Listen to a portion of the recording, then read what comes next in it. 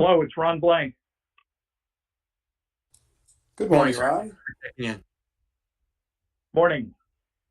I'm trying to get the video to work. Sooner or later I will, but in the meantime, I'm on by voice, so I'm going to put myself on mute.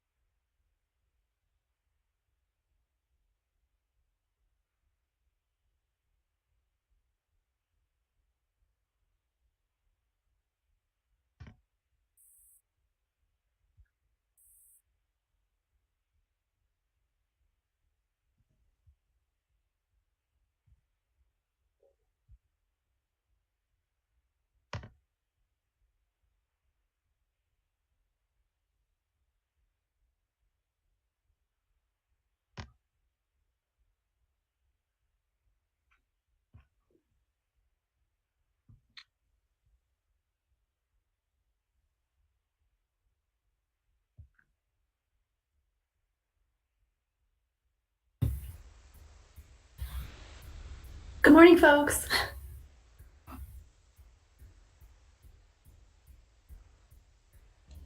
Good morning.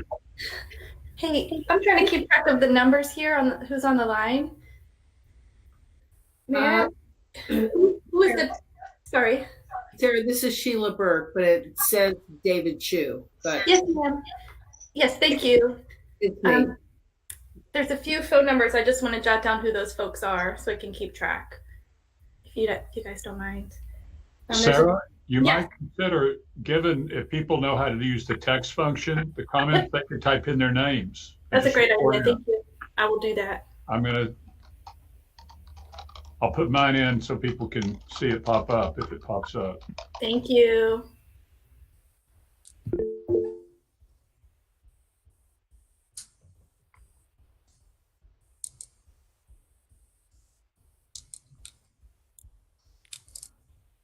Sarah, this is Mark. I'm not sure that if people are on the phone, they're going to have access to the text function or the comment box. That is a great point. Yeah. So let's just run down the phone number list and call out the ones you have listed, Sarah, and then folks can chime in and say who that belongs to. Sure. Okay. I have a 202 number that ends in 66. This is Surgeon General Adams, from Adams. Thank you. I have a 703 number that ends in 06.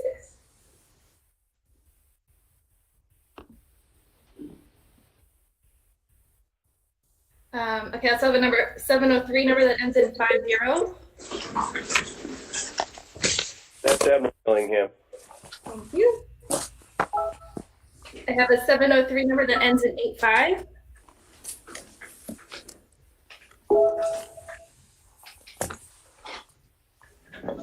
Okay, I have Dr. Blank's number ending in 92. I already jotted that one down. So I'm just missing the 703 number that ends in 06 and a 703 number that ends in 85. And a 703 number that ends in 85. And 703 number that ends in 85. Hi, 85 is Terry Roush. Thank you. You want us to keep our microphones off unless we're talking, right? You get feedback otherwise. Yes, please.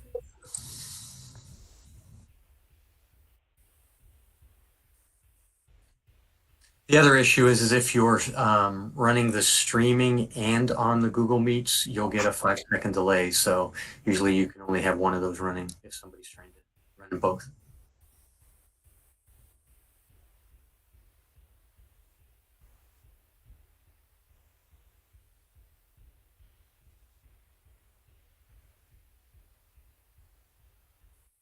Sarah, do you have all the numbers that you need? Yes, except for the 703 number that ends in 06. I'm not sure if I got that one.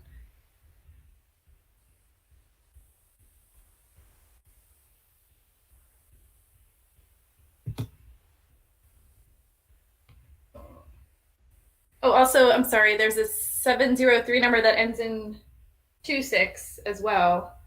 I'm not sure if I got that one either.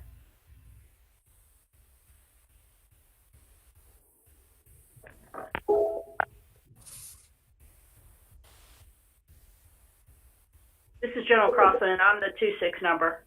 Thank you.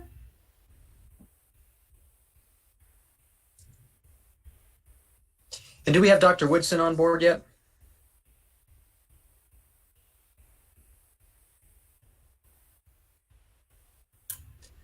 I spoke to Dr. Woodson a few minutes ago, so I know he's available and checking in. So we'll wait a few more minutes for Dr. Woodson to come on board. Thanks.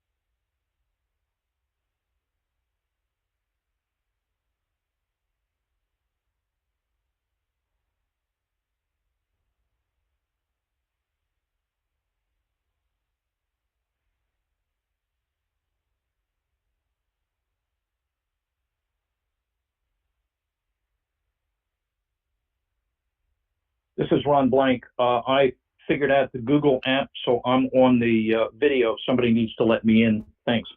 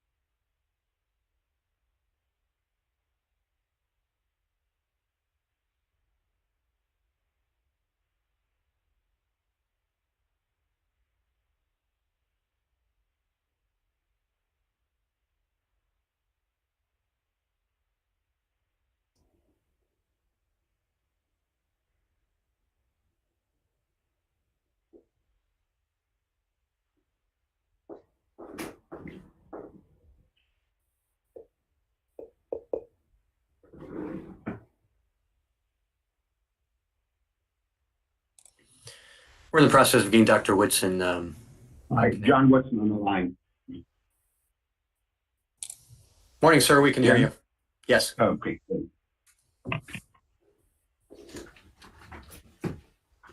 How many folks do we have on the line then? Sure. There's 33 folks, and these are the regents, the advisors, and the deans, and the principals here at the school. So you have on Admiral Gillingham, General Crossland, Admiral Adams. I don't believe. Do we have someone on from Air Force?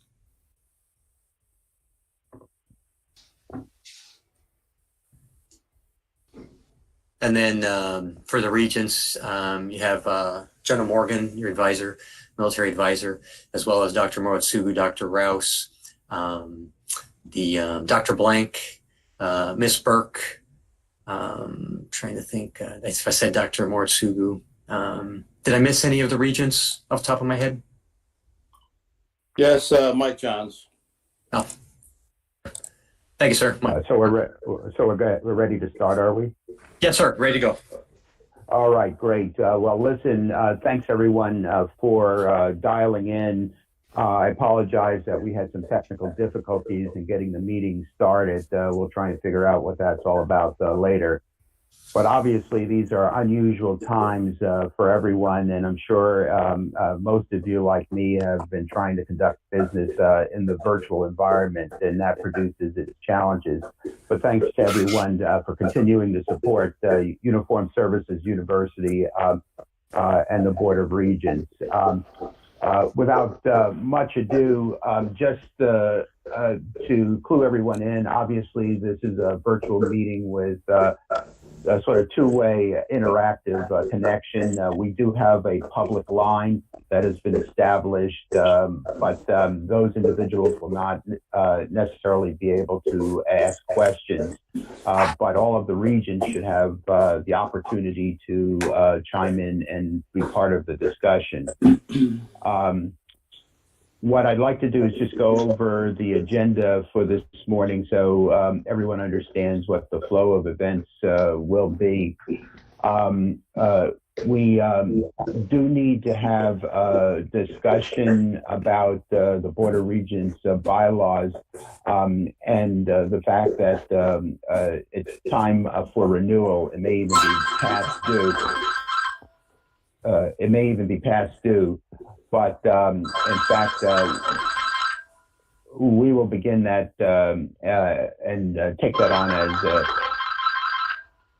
as a set of issues in between meetings for a vote in August. Jeff, can you hear me? Yes, we can hear you fine, sir. Okay, I'm getting a little bit of feedback and some ringing, but that's okay. So we will have that discussion about the update to the bylaws and prepare that for a vote in the August meeting. The next Board of Regents meeting is scheduled for August, and originally this was supposed to be an off-site meeting on the campus in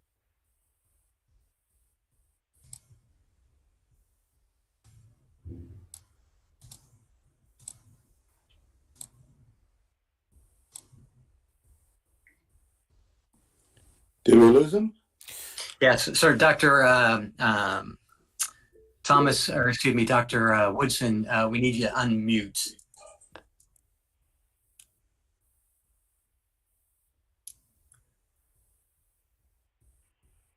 There you go. I think you're back. I'm sorry. I don't know how I got muted again. It must have been. But where did I leave off? Where did you left? Just the last sentence. Just the last sentence or two. Oh, okay, great. So the issue is that if we can have an in-person meeting in August, that will be on the USU campus rather than an off-site meeting. The next item that for the board's consideration will be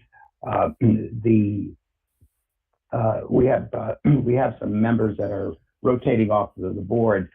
These packets are in the process of being approved through the Department of Defense, but at this time we do not have an approval of the new board members, but more to come on that. The calendar for 2020 and 2021 board meetings is found at tab 5. And if there are any concerns or discussions or adjustments to that, we'll entertain that. But I think we had preliminarily pushed these out to board members, and we'll consider them fixed unless we have any feedback relative to those dates. At the end of the open discussion, we will go into closed session for the voting board members to consider several actions. So with those introductory remarks, are there any comments from board members or support staff, or Jeff, anything that I left out? No, sir, I think we're good. All right, great. The first voting item is approval of the February board minutes.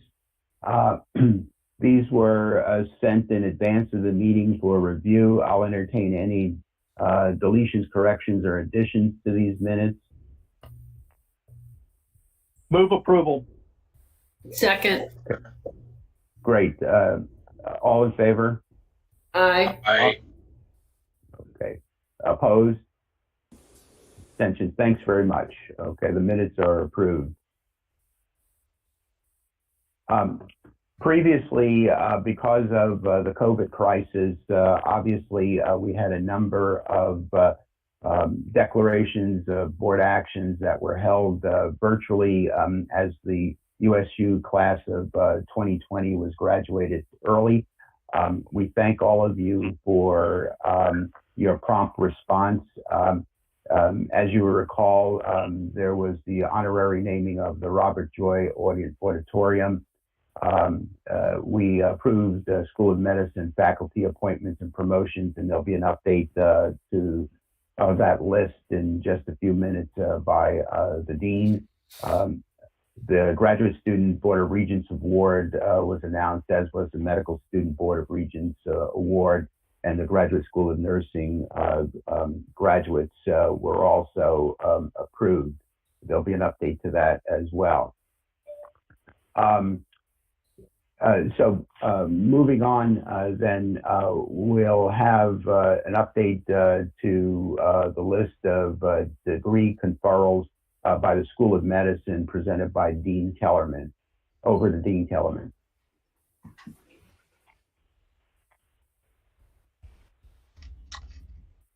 Thank you, Dr. Woodson. Students enrolled in various degree programs at the School of Medicine are listed in tab 11 of your briefing book. 33 students are recommended for master's degrees in health policy and management, public health, or tropical medicine. 4 are recommended for Master of Health Professions Education.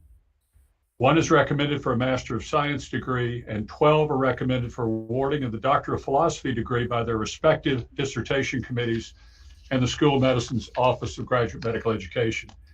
In addition to these graduate students, 3 class of 2020 medical students listed in your supplemental materials were recently reviewed by the School of Medicine Student Promotions Committee and determined to be academically qualified for graduation. I request the university be authorized to award these advanced degrees based on each student's successful completion of their courses of study, thesis defense, and other degree requirements. So Dean Kellerman has offered these students for a conferral of degrees. They're listed in the tab as indicated. Do I have a motion to approve? So moved. A second? Any discussion? All those in favor? Aye. Aye. Opposed? Abstentions? The motion passes. Dean Kellerman, do you have any additional comments at this time? No, sir, not on degrees. Thank you very much. Thank you very much. Next, we'll move to degree conferrals by the Postgraduate Dental College to be presented by Dean Schneid. Over to Dean Schneid. Thank you, Dr. Woodson. The postgraduate dental college students recommended for the Master of Science degree are listed in tab 12 of your board materials. And I'd like to point out that since I submitted the original list of students, we've removed one student from the list of proposed graduates. Now that student remains in good standing, but requires additional clinical experience to meet program competencies. And that student is expected to complete training in the fall and will be represented to the board when appropriate. And documents describing this amendment have been submitted to Dr. Longacre. The Postgraduate Dental College respectfully requests that the Board of Regents endorse this amended recommendation to grant these degrees. The amended recommendation for degree conferral is in tab 12 as presented by Dean Schneid. Do I have a motion to approve? So moved, sir. Second? Second. All those in favor? Aye. Aye. Opposed? Abstentions? Thank you very much. Any other comments, Dean Schneid, at this time? No, sir. Great. We're going to move on then to degree conferrals with the College of Allied Sciences to be presented by Interim Dean Pelego. Over to Dean Pelego.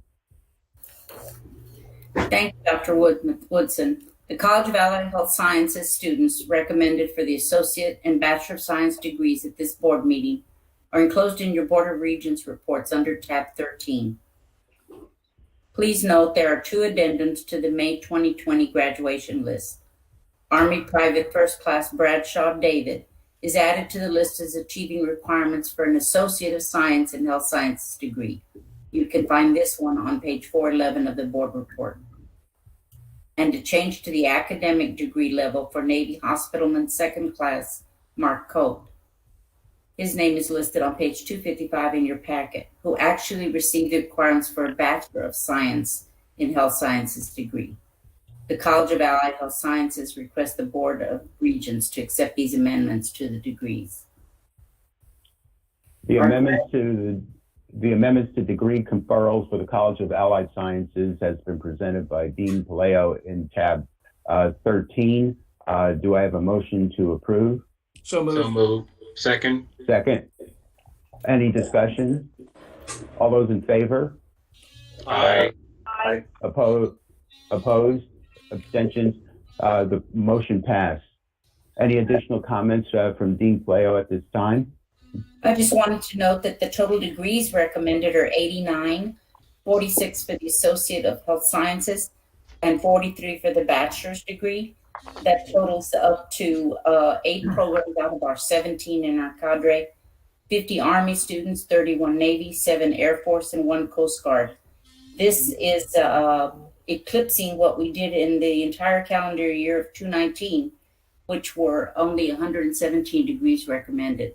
So this quarter we have 89. We're very proud of that. Thank you. And you should be. This is an impressive milestone in the College of Allied Health Sciences and what I think the university has tried to do, particularly for the enlisted ranks and giving them credentials that will further not only their military careers, but their civilian careers should they transition into civil society. So thank you for all of the hard work of the faculty of the Allied Colleges of Health Sciences and what you're doing for the troops. Thank you. I'll say that. We're next going to move to the faculty appointments and promotions for the School of Medicine, and we'll return to Dean Kellerman. Over to Dean Kellerman. Thank you, Dr. Woodson. The faculty members recommended by the School of Medicine's Committee on Appointments, Promotions, and Tenure are listed in tab 14, your briefing book. As befits our role as America's medical school, the list includes outstanding uniformed and civilian academics and clinician educators serving the military health system on our Bethesda campus and across the country from MTFs from Jacksonville to Honolulu. The appointments and promotions were approved by the School of Medicine at the March 12th CAP committee meeting or by a search committee functioning as a CAP equivalent. I request the board endorse the committee's recommendations. So moved. The Sorry. that's fine. Do I have a second? Second, sir. Any discussion? All those in favor? Aye. Opposed, abstentions? Thank you very much, Dean Kellerman. Any additional comments regarding faculty appointments at this time? No, sir. We appreciate the board's support. Thank you. Thank you. Next, we'll move to faculty appointments and promotions for the Postgraduate Dental College to be presented by Dean Schneid. Over to Dean Schneid. Thank you, Dr. Woodson. The faculty members recommended by the Postgraduate Dental College Committee on Appointments and Promotions are listed at tab 15. The appointments and promotions that you see listed were approved by the committee at meetings that were held on January 6th and March 6th. And on behalf of the Postgraduate Dental College, I respectfully request that the board endorse these recommendations. Over. Thank you, Dean Schneid. The faculty appointments and promotions for the Postgraduate Dental College have been presented by Dean Schneid and appear in tab 15 with the associated credentials. Do I have a motion to approve? So moved, sir. Second. Any discussion? All those in favor? Aye. Opposed? Abstentions? The motion has passed. We'll now move to faculty recognition, Graduate School of Nursing, to be presented by Dean Romano. Thank you, Dr. Woodson. The nomination for faculty recognition is listed in tab 16. On behalf of the University Names and Honors Committee, I respectfully submit Dr. Linda Wanzer for the consideration of appointment as the Emeritus Professor. Dr. Wanzer has been faculty at the Graduate School of Nursing since 2002, and she retired recently in December of 2019. She was the founding director for our Clinical Nurse Specialist program and served in that role for 17 years. Her multiple contributions and scholarship are listed in tab 16, and I respectfully submit this nomination for your consideration. Thank you very much. Faculty recognition as Emeritus Professor has been presented by Dean Romano. Do I have a motion to approve? So So moved. moved, sir. Second. Any discussion? All those in favor? Aye. Opposed? Abstention? The motion passed. Thank you very much, Dean Romano. Thank you, sir. We're going to next move to the University President Report presented by Dr. Thomas. Over to Dr. Thomas. Well, good morning, Dr. Woodson. How's my sound check? Over. Good. Lima Charlie, as they say. Great, got it. Thank you. Good morning, ladies and gentlemen, and welcome. Thank you all for your participation this morning. My report for the Committee Board of Regents can be found at tab number 17. And I think the slides are up now. We'll go to the next slide, please. There you go. These are some issues, several issue highlights regarding the university's rapid and comprehensive response to the COVID-19 pandemic. And I've kind of categorized these in parallel with the USU strategic plan mission domains. I'll discuss several of these individually. If we can go to the next slide, please, Jeff. You see here that several of our virtual graduations occurred in advance of the scheduled graduation. As you know, tomorrow, 16 May was our originally scheduled commencement, but on the 1st of April, we conducted early virtual graduations for the School of Medicine and many of the Graduate School of Nursing students. You see on this slide that we had clips submitted for comments and remarks provided by the Chief of Staff of the Army, General McConville, and also for Senator Van Hollen, very strong supporters of the university. They wanted to give a call out to the class of 2020. Appreciate that. This slide that you currently see in front of them, in front of you now, is really just highlights the great support we've had from the U.S. Surgeon General and also the service SGs. They each of them wanted willingly to provide comments to our graduates and did so. I really appreciate their ongoing support and their flexibility during this pandemic. Our relationship with the U.S. Surgeon General and the services Surgeons General has really been strong and is vital to our university. Next slide, please.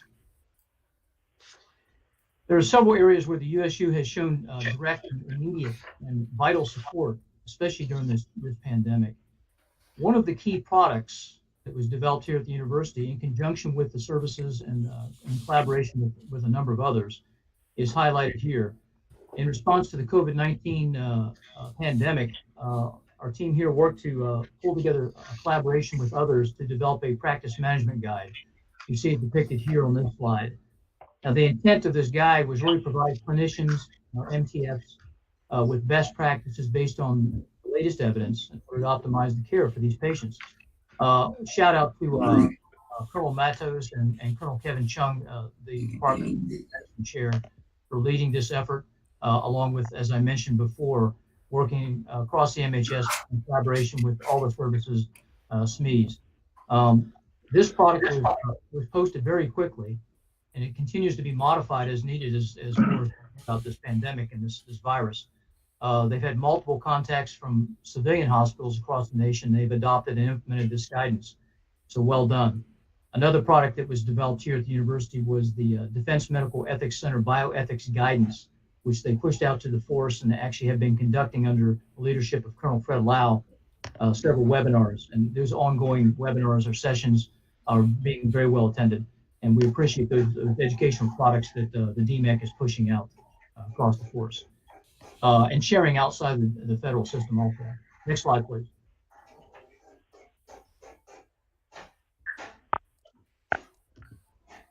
Okay, here I see you see the student COVID response training. This was something that was developed by the School of Medicine in cooperation with the Graduate School of Nursing. This is a widely used tool. All of our students here, not just our graduates, but initially was designed for the graduating students, where they had this COVID response training program. This has been a great tool, and it's been widely shared and made available for use, federal and non-federal, so that all our students will actually be ongoing through this phase training at this point. And so kudos to the folks who developed this here in the university. Next slide. Oh, There's some areas here that I want to highlight for the group. One of our strategic domains, obviously, is the medical research that we conduct here. And USU is a leader in COVID-19 research. The team here has been collaborating with services, with the NIH, with others, and a number of projects, and I've listed some of them here on this slide. These highlights show clinical trials for remdesivir, antibody surveillance, use of novel ventilators and protective equipment. I think we even had one of Dean Kellerman's second-year medical students got a patent recently for his anesthesia hood that he had to protect the OR team in working on COVID-positive patients. Next slide, please. And this is just a partial list of some of the active research protocols. A special shout out to Tom Kirsch, his National Center for Disaster Medicine and Public Health.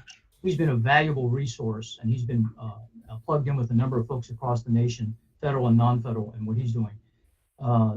Captain Tim Burgess, who leads the IDCRP team, this guy has more bandwidth than anyone I've seen, and he and his team have really done a remarkable job in working with others, leading research projects. He's a subject matter expert on a number of councils and boards, to include the White House Task Force. And then you also see some other examples on this slide. Dr. Joe Lopriato's Simulation Center, they've actually developed some modules to enhance the training of our students and staff with regard to managing these COVID-19 positive patients. Excuse me.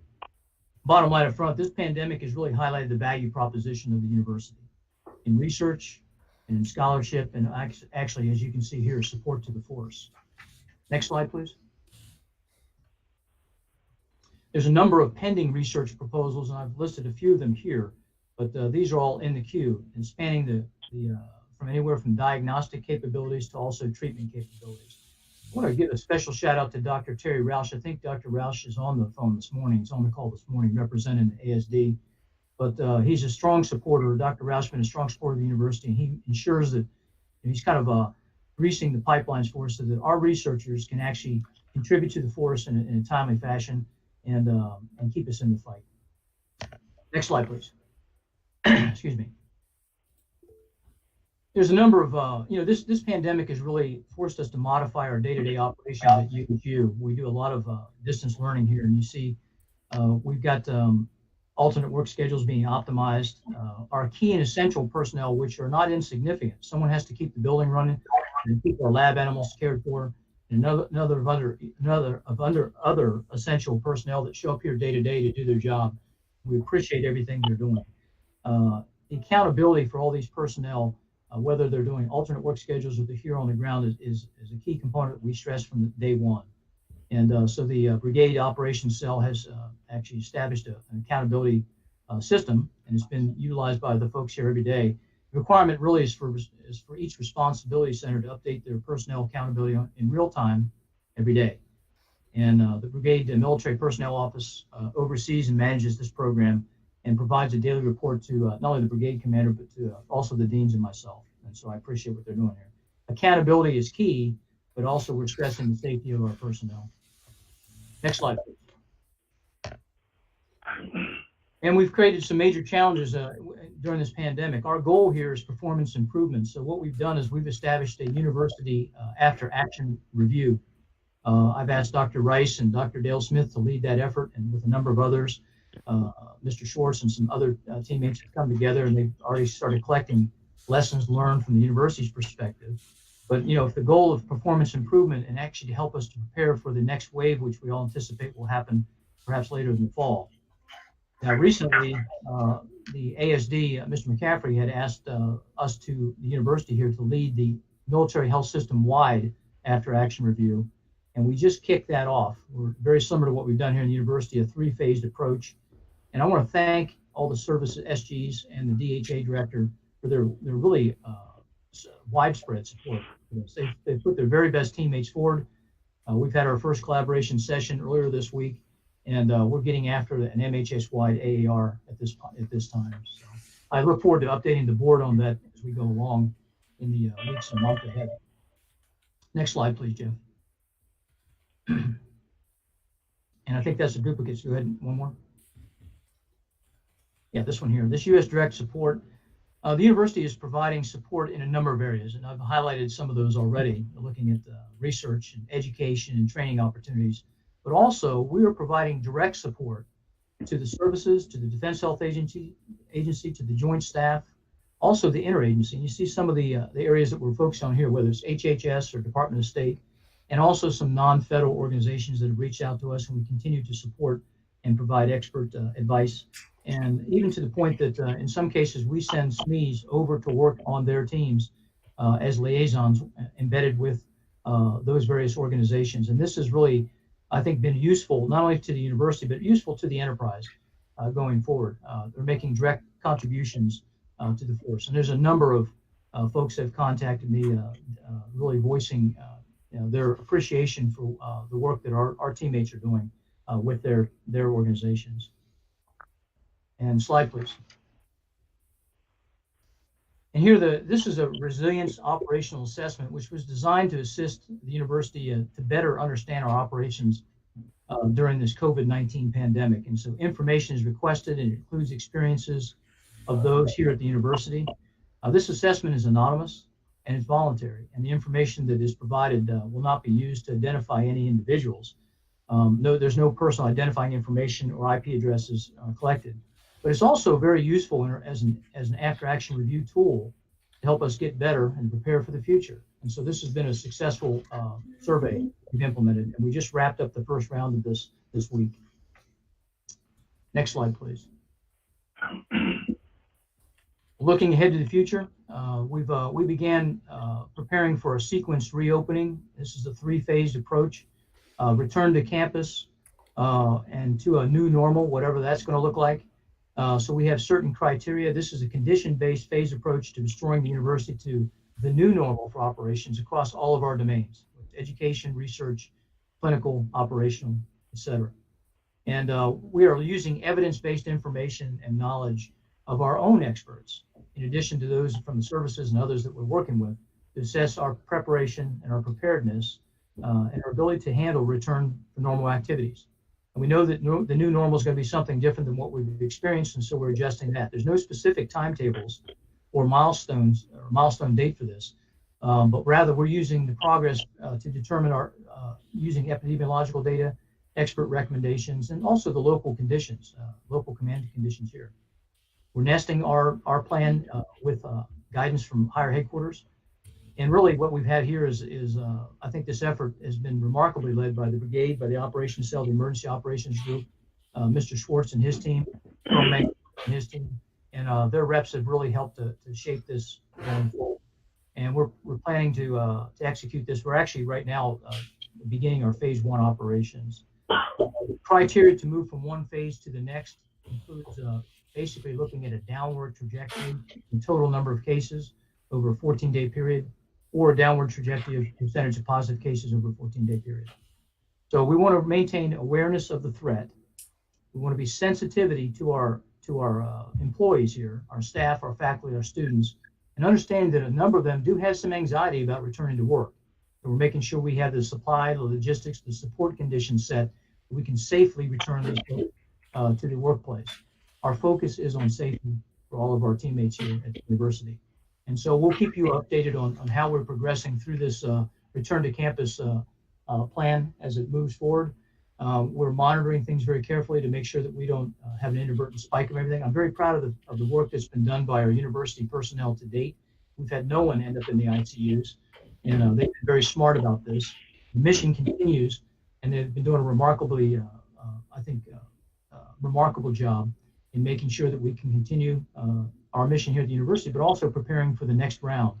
As we approach the June timeframe, mid-June, we'll be looking at academic rotations, and I think we're on time and on target to pick up the schedule where we left off. So pending any questions you may have, that concludes my report this morning.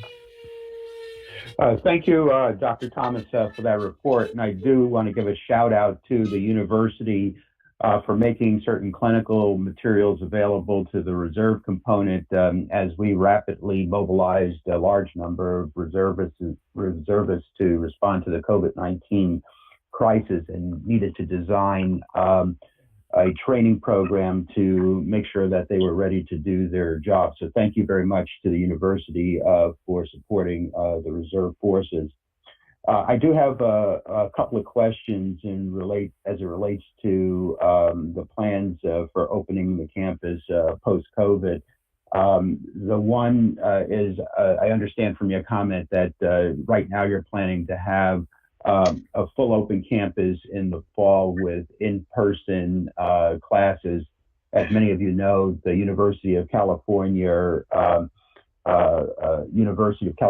system has decided to close its campus in the fall, and there are many other universities that are trying to decide what the right approach is. So the first is, are you planning to open the campus fully? And the second question I would have for you is, what is your assessment of the impact on research and the progress that many of, particularly the doctoral degree students, the impact on the progress of the doctoral degree students in the conferral of their degrees? Do you think there'll be substantial delay in that process? Over.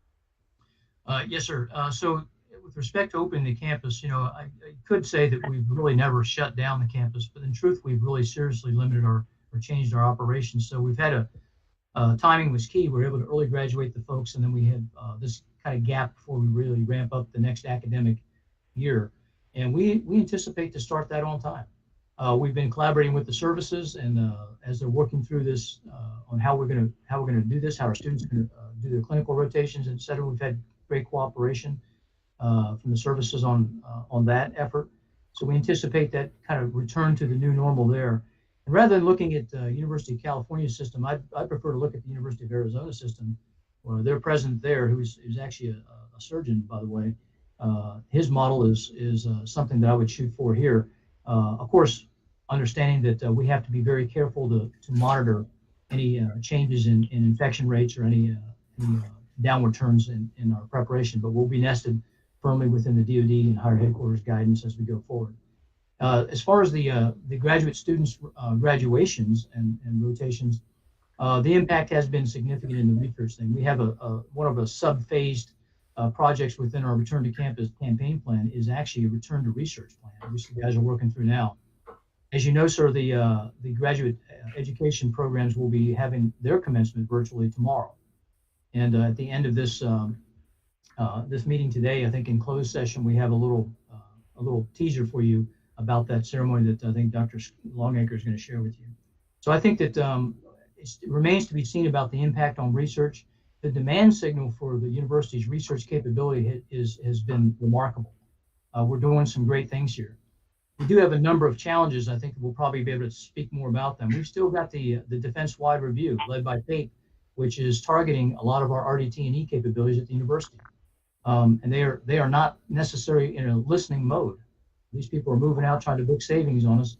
Thank goodness we have, excuse me, as I mentioned before, Dr. Roush and allies like that are keeping the university,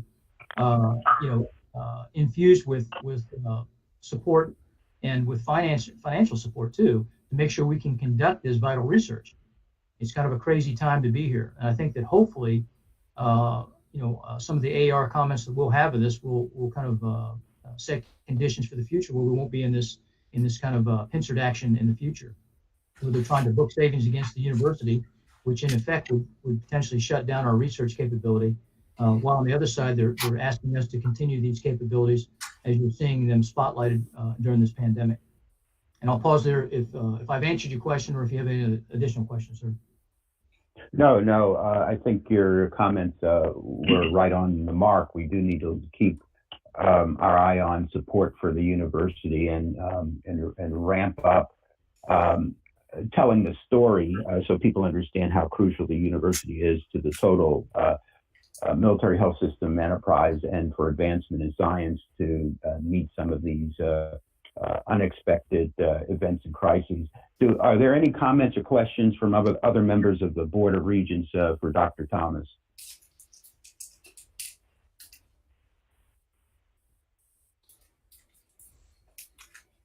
Okay, hearing none, thank you very much, Dr. Thomas.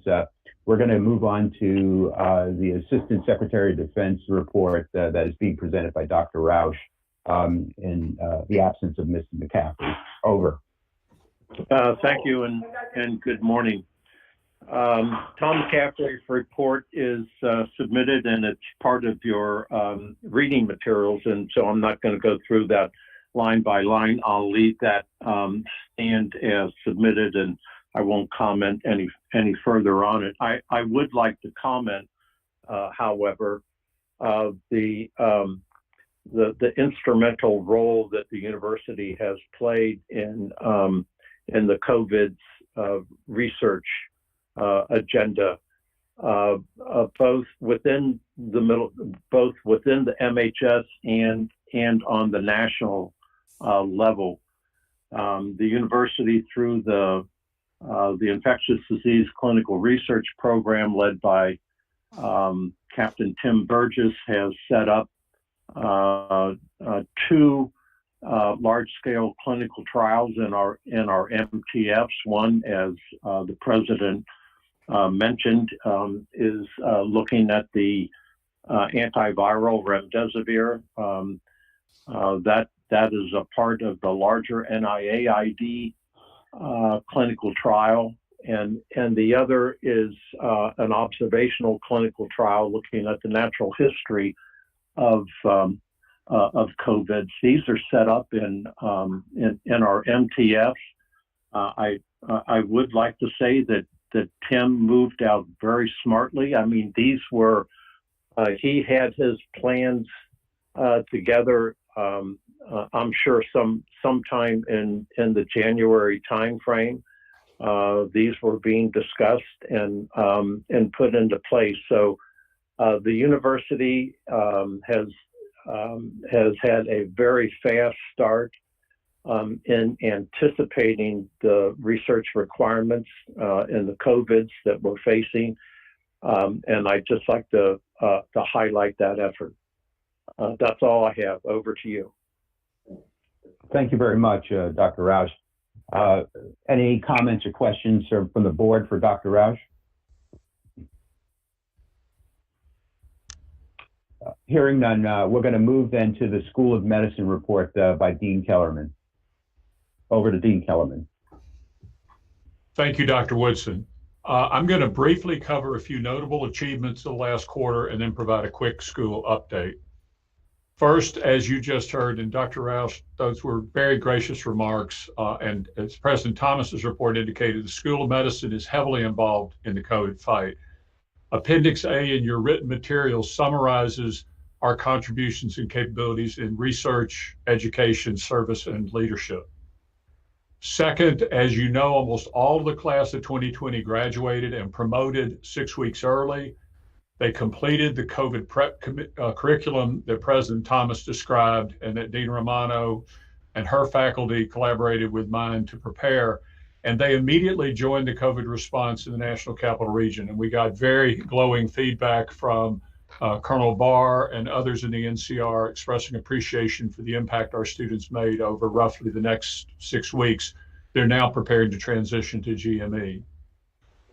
I want to take a moment and note 8 of the inaugural ENDP2 class, the first class of enlisted physician students, were among the 168 members of this year's medical school graduates from USU. 3 are entering emergency medicine residencies, 1 in family medicine, 1 in pathology, 1 in physical medicine rehab, 1 psychiatry, and 1 transitional year. I just want to take a moment to acknowledge that this program, having reached its culmination, was really a brainchild of Dr. Woodson's and former President Dr. Rice. And now we're seeing the final benefits and reaping the rewards of that. Today, 50 service members are in ENDP2 cohorts 5 and 6, currently enrolled at George Mason University.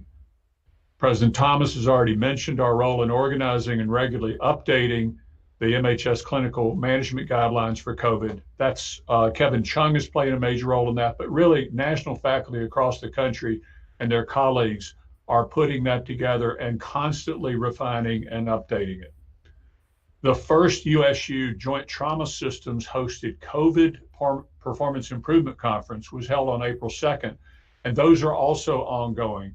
Many of you will remember that the JTS played a fundamental, probably the foundational role in the rapid cycle improvements in trauma care, combat casualty care, rehabilitation that dramatically improved outcomes during OEF and OIF. That same model, and in fact, that same management infrastructure has been graciously provided by JTS to support the COVID fight and to create a similar rapid cycle improvement process for the MHS response. This is a hallmark of a learning healthcare system. Dr. Chris Broder, who is really one of the greatest talents in the world of infectious disease, not only in America, but worldwide, and chair of our Department of Microbiology and Immunology, he and the HJF Foundation received the 2020 Impact Award from the Federal Laboratory Consortium for Tech Transfer for public health impact countermeasures for highly pathogenic emerging henipaviruses. Basically, that's a mashup of Hendra and Nipah virus, which are close cousins.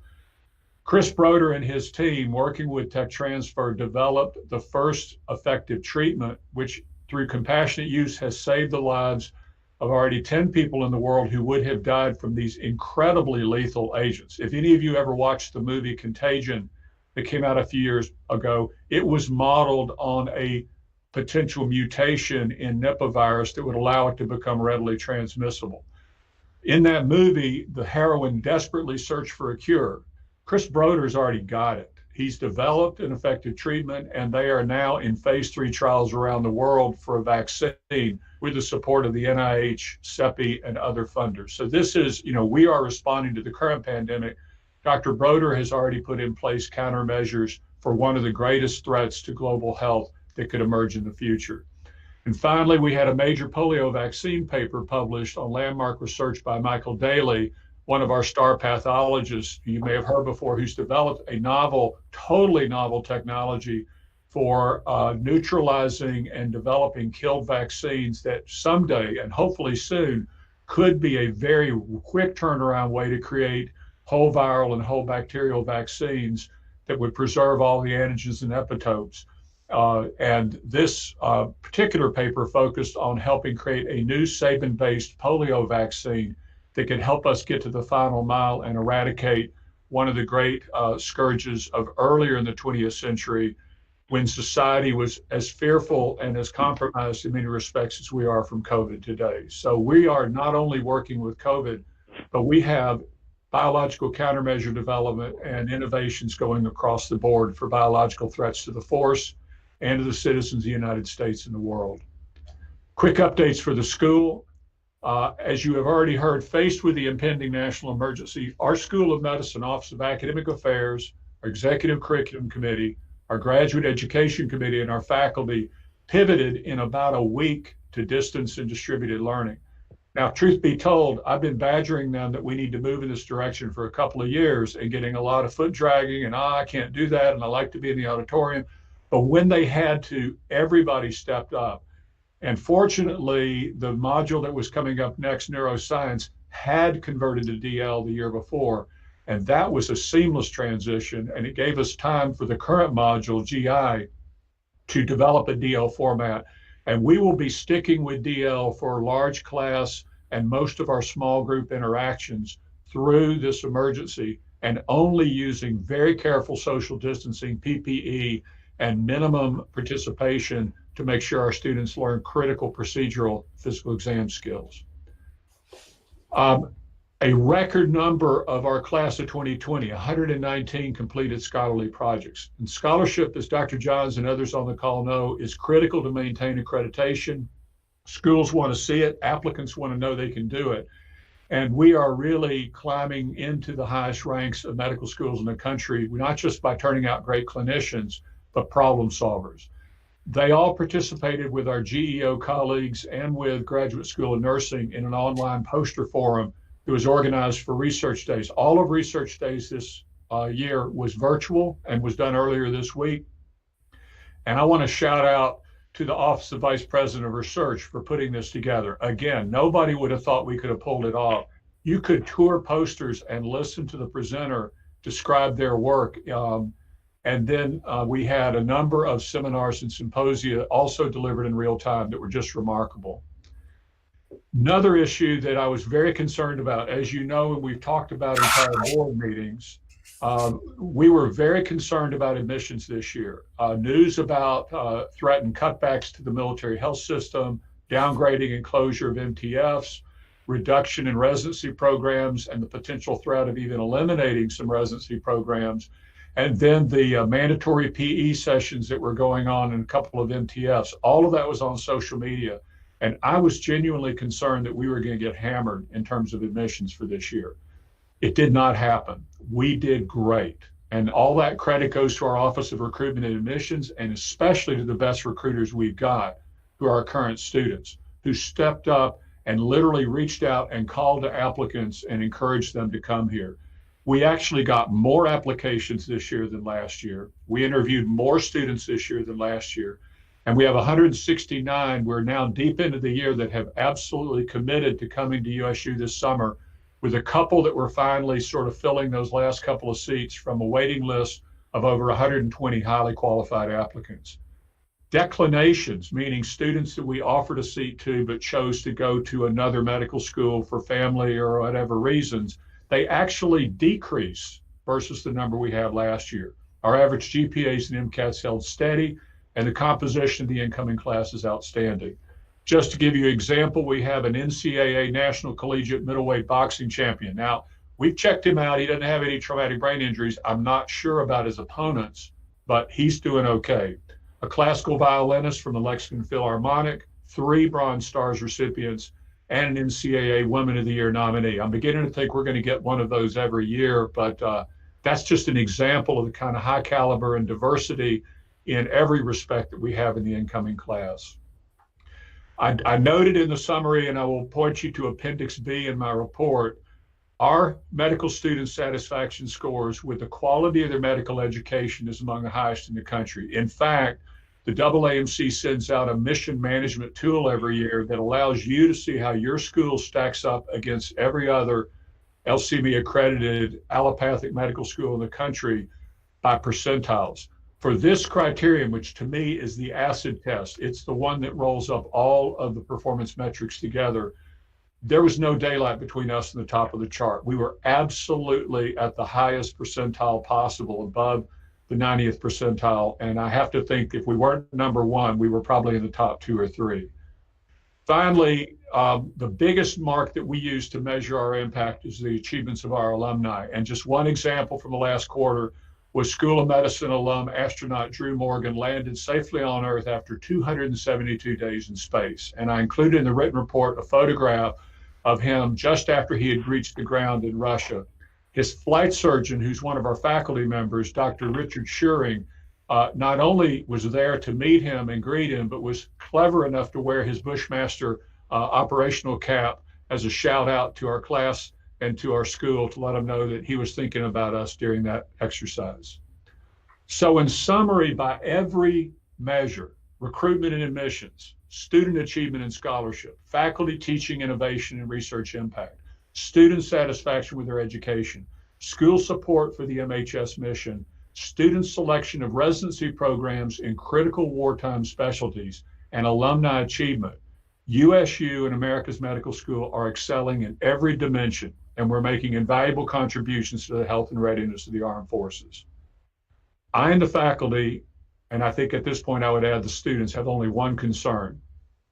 None of what I just told you matters to CAPE, to other budgeteers at the Pentagon, and to a small handful of critics that not only dismiss these achievements and contributions out of hand, but are disregarding compelling evidence that the reductions that they propose to make to our research budget and other aspects of universities' operations, not to mention the critical building programs that we need to be prepared for the next 50 years, will significantly degrade the university, could threaten the accreditation and probably cost our accreditation through LCME, as well as degrade the health and readiness of the armed forces, not just the reductions to the school, but MHS wide. And the MHS, in contrast to the rest of American healthcare, has been flat funded now for about 6 or 7 years.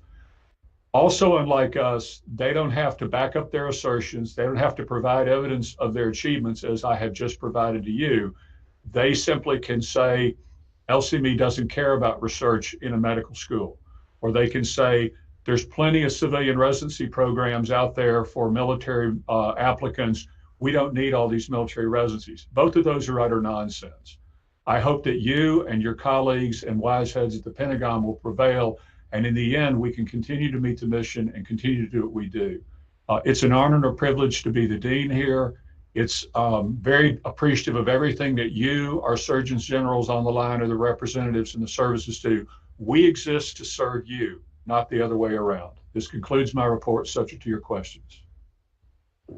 Thank you very much, Dean Kellerman. And I want to acknowledge what is a very impressive report from the School of Medicine, and also acknowledge your concerns and voice full support on working on those issues to ensure the viability of USU going forward. And I've had some offline communications with Dean Thomas about helping to develop that strategy. So we're fully behind you.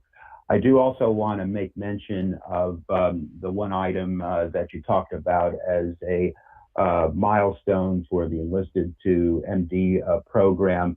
I think it speaks to the highest ideals of and America, frankly, in terms of giving opportunities to talented individuals to achieve their potential. So thank you so much for all that you do and what your faculty does for the university. Are there any questions or comments from any of the Board of Regents for Dean Kellerman? I do, Dr. Woodson, please. Leo Yes, Rouse. please, go ahead.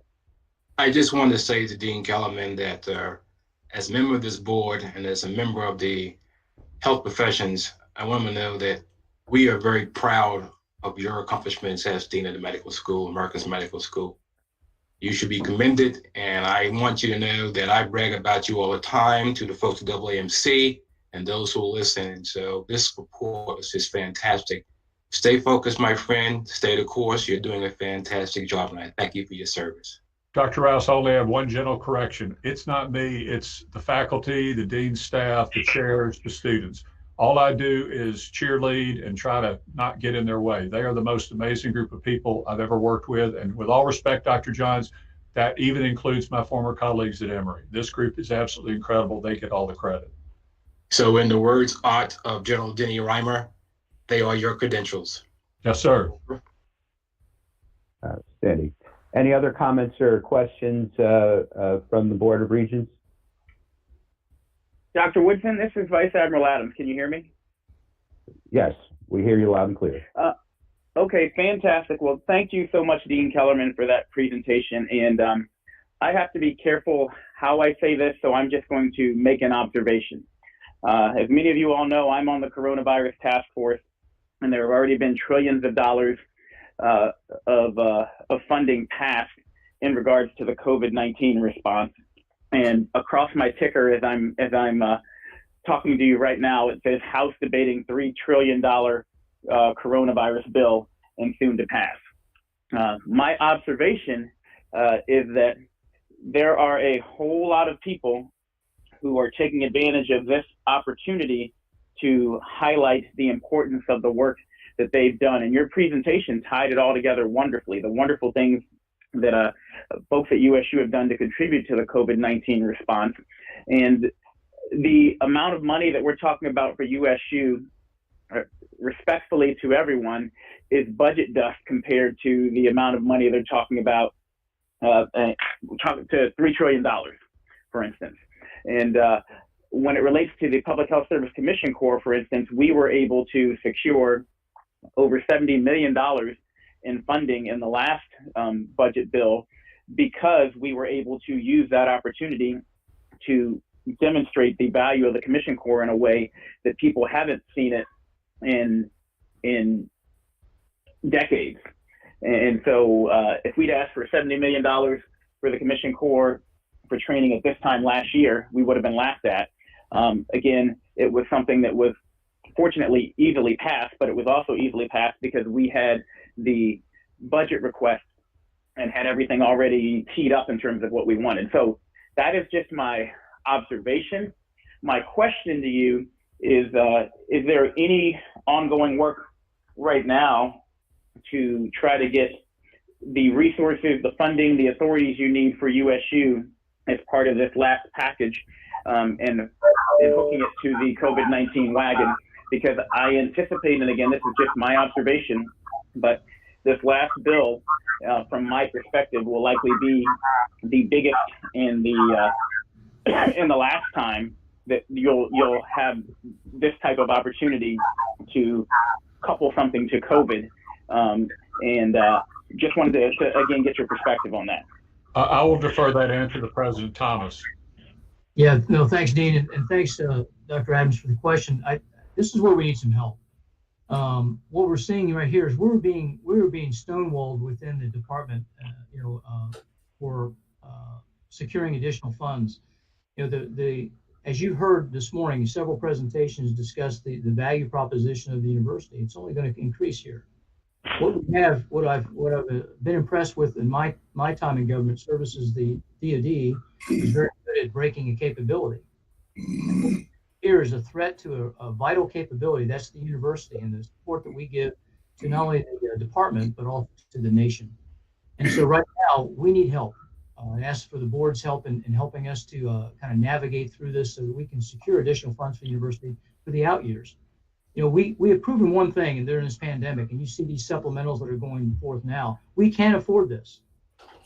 In fact, we can't afford not to invest right now in the medical capabilities of this department as well as the nation. I think that we're all realizing that we're going to, and if not this pandemic, it'll be another in the future. And so we've got to make sure that we're prepared for that future fight. Over.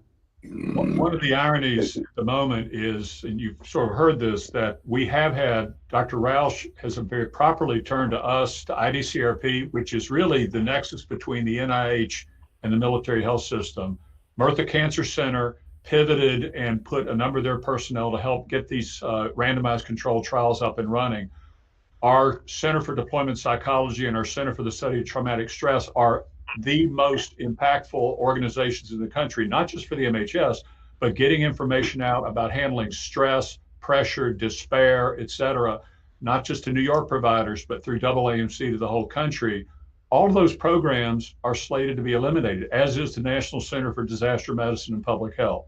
So we've got a disconnect between not just the immediate crisis, but the demand signal from the services, from the public health service in the country, and a budget document that says, you don't need this, you don't need this, you don't need this, you don't need this. And oh, by the way, your medical school will be just fine without any of that silly science going on.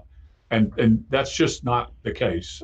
It would be a disaster for us, but most importantly, it'd be a disaster for the Army, the Navy, the Air Force, and the Public Health Service. I'll stop ranting, but I appreciate your all's listening. Thank you. We would appreciate your input and guidance on this because we're, as the dean points out, I mean, these cuts are significant. We're looking at, better than an 80% reduction in our RDT&E capability if the plan goes according to what CAPE is leading now.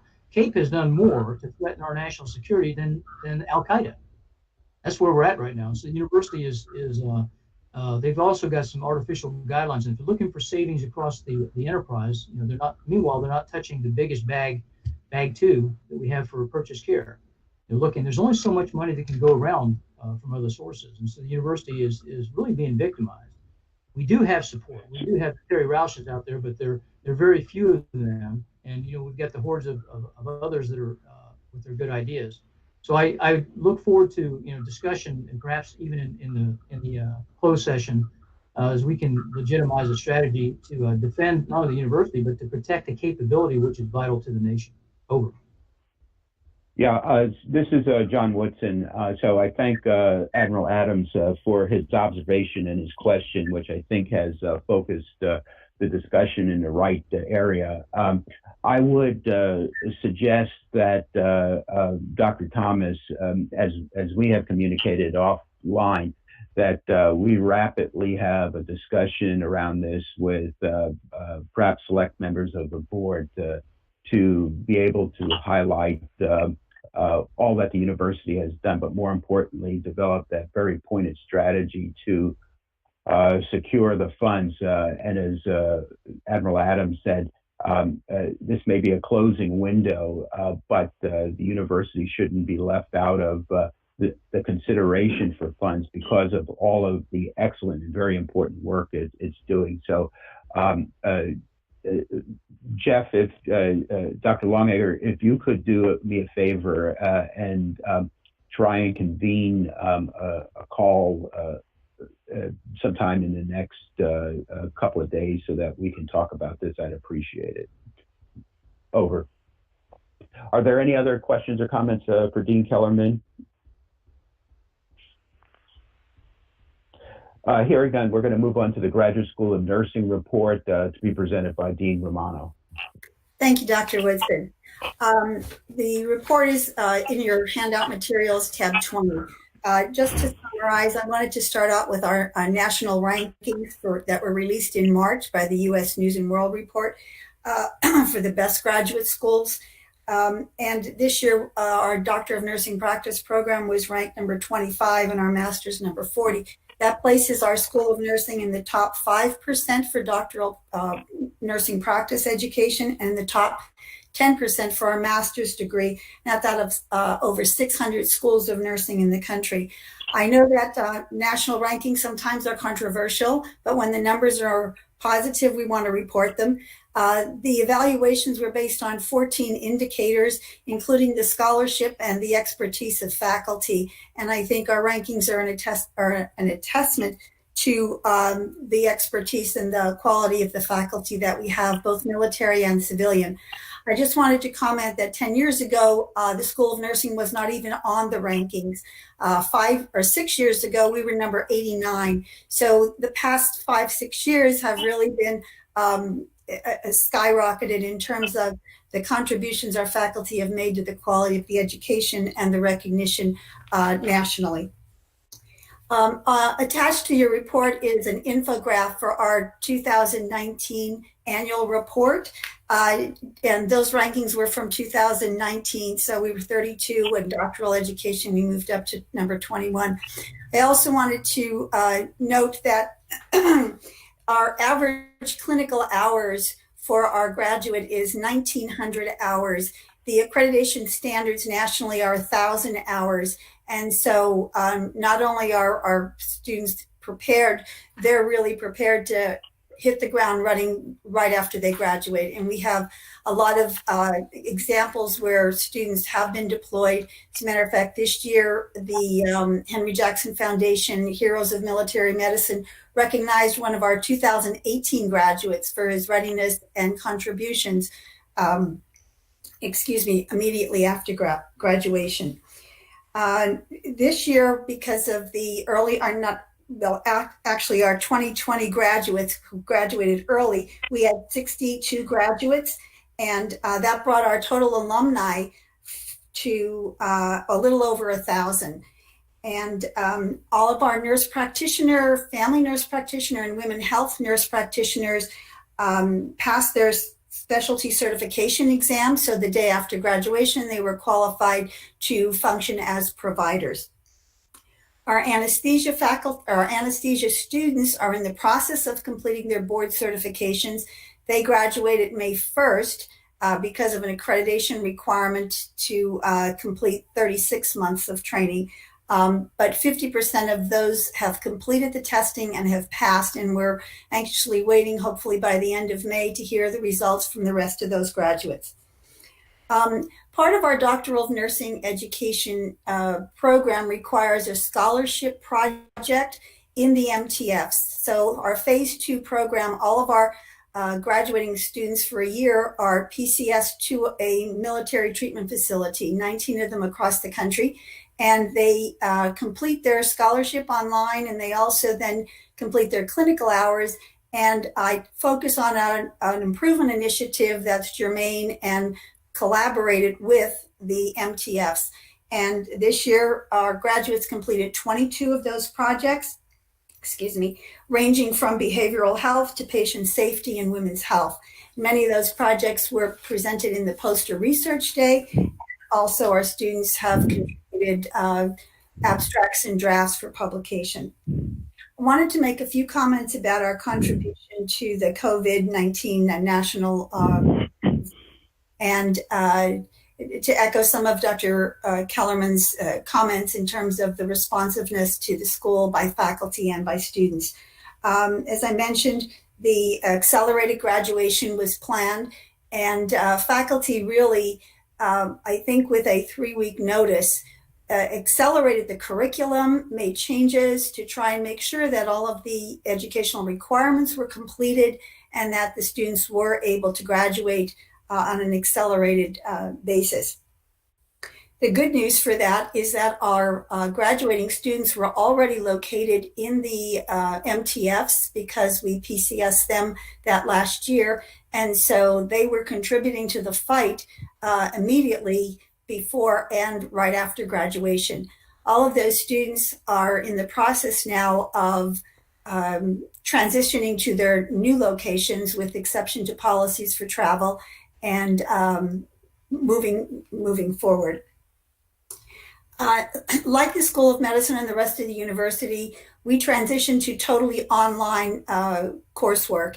And some of our courses are hybrid, so it was less of a lift, but a huge lift in a short period of time for people to complete this semester and then also plan for the following semester to convert totally to online. The challenges were with simulation and laboratory experiences, with a lot of creative solutions and application of software in new and different ways. The of particular note was a military sexual assault course, which is an interprofessional course that was held in the simulation center. And within just a very few days' notice, all of that course was converted with telehealth interactions with simulated patients and collaboration with the simulation center. Our class of 2021 is now moving to phase 2 with exceptions to policies, or exceptions to travel policies. So they'll be all in place to start their clinical experiences in the MTFs. And we've had tremendous support from the services in terms of obtaining those exception to travel policy orders for each of our students. Our challenge has been with our incoming class 2023. We actually matriculate those students usually in the 1st of May, they start classes. Because of the delay in transfer, in travel, that has been delayed, and we right now are targeting with service support to begin classes the first week in July. That will require a lot of shift in the curriculum. And unlike the School of Medicine, we have 4 curriculums. So we have, for each of the specialty programs, we have to move all of that forward to the right. But we're hoping that we're still on target for July 1st. And we've made huge revisions with software, again, for our cadaver lab experiences and for our clinical interactions. The, excuse me, just a couple comments in terms of our alum. Our Colonel Virginia Gardner is a GSN alum from our family nurse practitioner class of 2000. And she was identified as the command surgeon leading the Air Force Global Strike Command to fight for the Air Force fight against COVID-19. We also wanted to recognize that our alum, Cindy Krishner, was recently selected as the next director of the Navy Nurse Corps, and that brings the flag officer alum from the Graduate School of Nursing to 3, and demonstrating and giving evidence to the fact that we are a leadership academy producing the next generation of military leaders. With Admiral Kushner's appointment as the Navy Chief Nurse, we will have the Army and the Navy Air Force, the Army and the Navy Chief Nurses, both as GSN alumni. Wanted to comment particularly on a request that we responded to in terms of COVID from our partnership with the DC Veterans Administration Hospital. And they were looking for a partnership with their surge capacity in anticipation of increased ICU and ventilator patients. In a very short time, we coordinated a learning experience and opportunity for some of our students to be able to volunteer and support that initiative. Actually, unfortunately, the surge capacity or the surge did not occur for the VA patients, but the idea of the collaboration with VA was strong, and the support from our students volunteering for this experience was impressive and demonstrated a commitment. Excuse me. In light of the COVID initiatives and activities, our faculty have continued scholarship. I wanted to do a shout out to Dr. Elizabeth Costas Polton, who served as a consultant to the Defense Health Board on contraceptive services and military field practices for women's health. And she also served as a consultant and advisor to the Air Force's Women's Initiative team, looking at policies for female employees in the Air Force. And she was recently funded for a study on military readiness and active duty military women, focusing on hygiene and urogenital health. Our, from a appointment perspective, consistent with our faculty appointment 1100 document, I wanted to announce that honorary professor of nursing titles were designated for 3 of the Federal Nursing Service Corps Chiefs: Rear Admiral Tina Davidson, Navy Rear Admiral Aisha Keish, U.S. Public Health Service, and Dr. Beth Taylor from the VA. It is our policy that we give honorary professor appointments to the chief nurses during their tenure in those particular roles. We are in the process of filling some of our vacancies. We've had a 2.5-year opening for our psych mental health faculty, a critical position that all schools of nursing are competing for. And we recently offered a position to a civilian from Fort Belvoir who will be joining our faculty in July. That concludes my report. I just wanted to comment that in light of the national emergency and all of the other challenges, our faculty have been able to continue the educational mission, focus on safety, not only the physical safety, but also the emotional and mental resiliency of our faculty. Faculty have initiated fitness challenges, weekly brain breaks, and also weekly quarantinis, where there was social interaction to not only daily check the accountability of our staff, but also provide that interaction that people crave pray for with this extensive teleworking. I wanted to thank the Board of Regents for their support in all the activities for the School of Nursing. And barring any questions, this concludes my report. Thank you, Dr. Romano, for another impressive report. Are there any questions or comments from the Board of Regents? Over. Dr. Woodson, this is Sheila Burke. I wonder if I might ask a brief question, and thank you so much for that report, which really was, like the School of Medicine, both really quite remarkable. Carol, there have been issues raised in the nursing community about the question about completing necessary clinical hours for certification, utilizing simulation because of the limited access to patients and the inability to go into clinical settings. I know there have been issues raised as to whether or not simulation, having advanced to the degree that it has, could in fact be used to meet those hourly requirements. And I wondered if you'd run into that issue. I know you mentioned that you had adjusted in some cases. Telehealth apparently is qualifying, but the simulation apparently has been an issue. And I know this has gone to the AACN and gone to the certifying boards by a number of programs. And I wondered whether you'd been involved in those discussions or were aware of that. Thank you, Sheila. Yes, we have been aware of it. We're very fortunate to have a superb simulation center. We have not had issues with our clinical hours because, first of all, the last year of the program, students are physically in the MTS doing clinical care. So those clinical hours are not done by simulation. It's the preparation in year 1 and 2 to get them out to that piece that we use the simulation center for. And a lot of that is interacting with simulated patients who are trained and educated in terms of the symptoms. And we do a lot of evaluation back and forth from the patient, giving the provider feedback in terms of how their interaction was, and also debriefing of those simulations.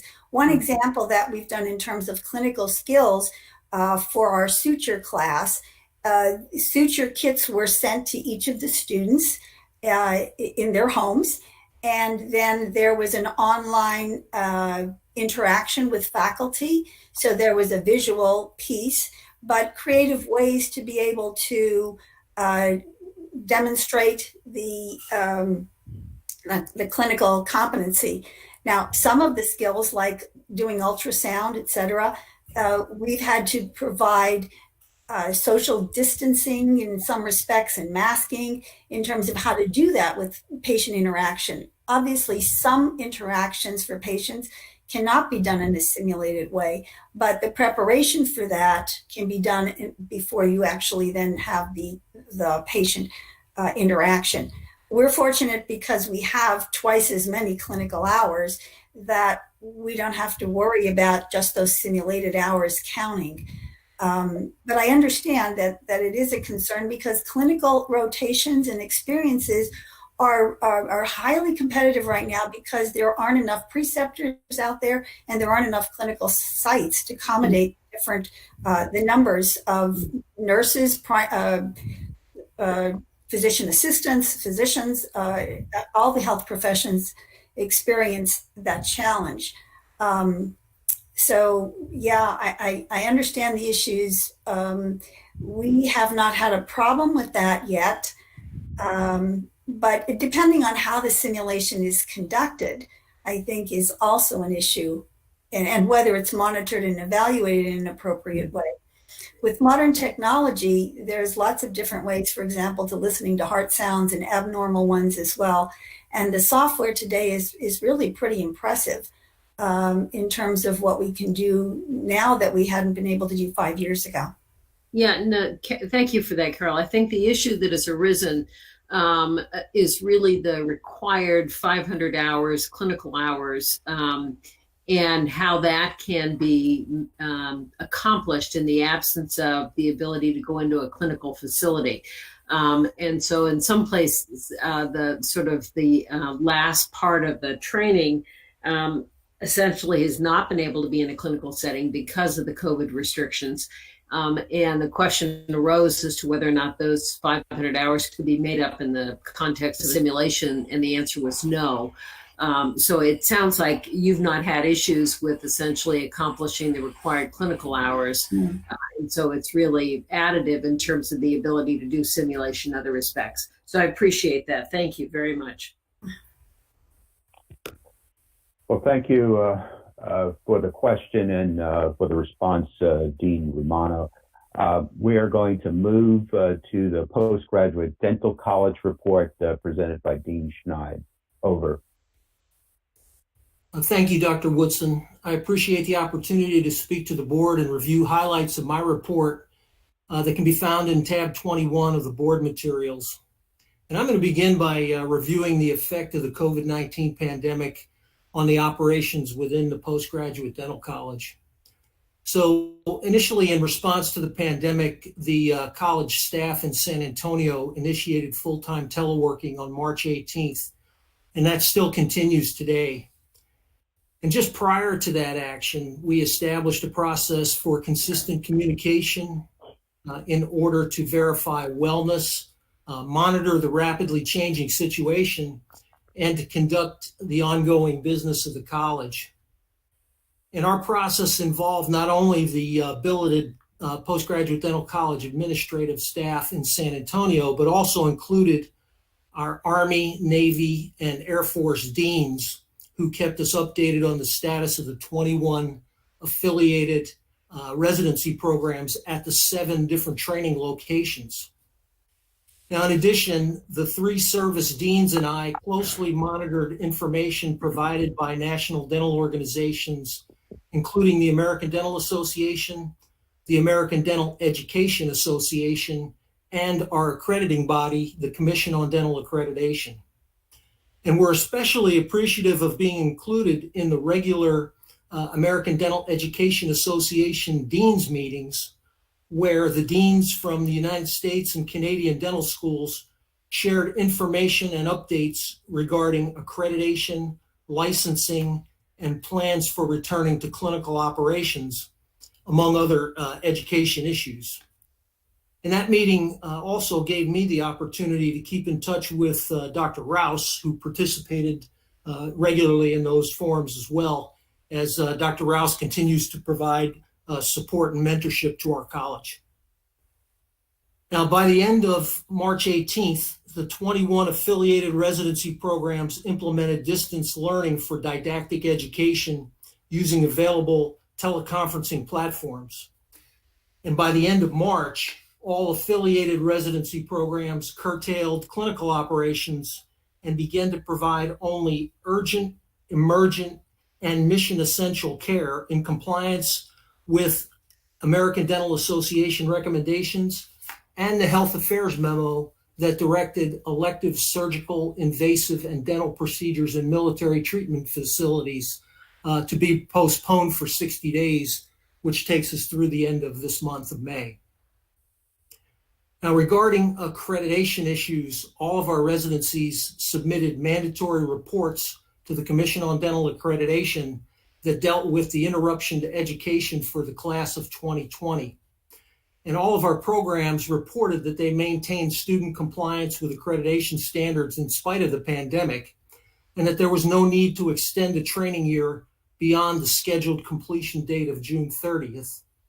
And much along the lines of the discussion that just took place with the nursing hours, our programs are very fortunate in that they are so clinically focused that the timing of the downturn in clinical activities didn't affect our programs to the point where our program directors could not substantiate that the 99% of our students met clinical competencies and would meet clinical competencies by the end of the scheduled end of the training program.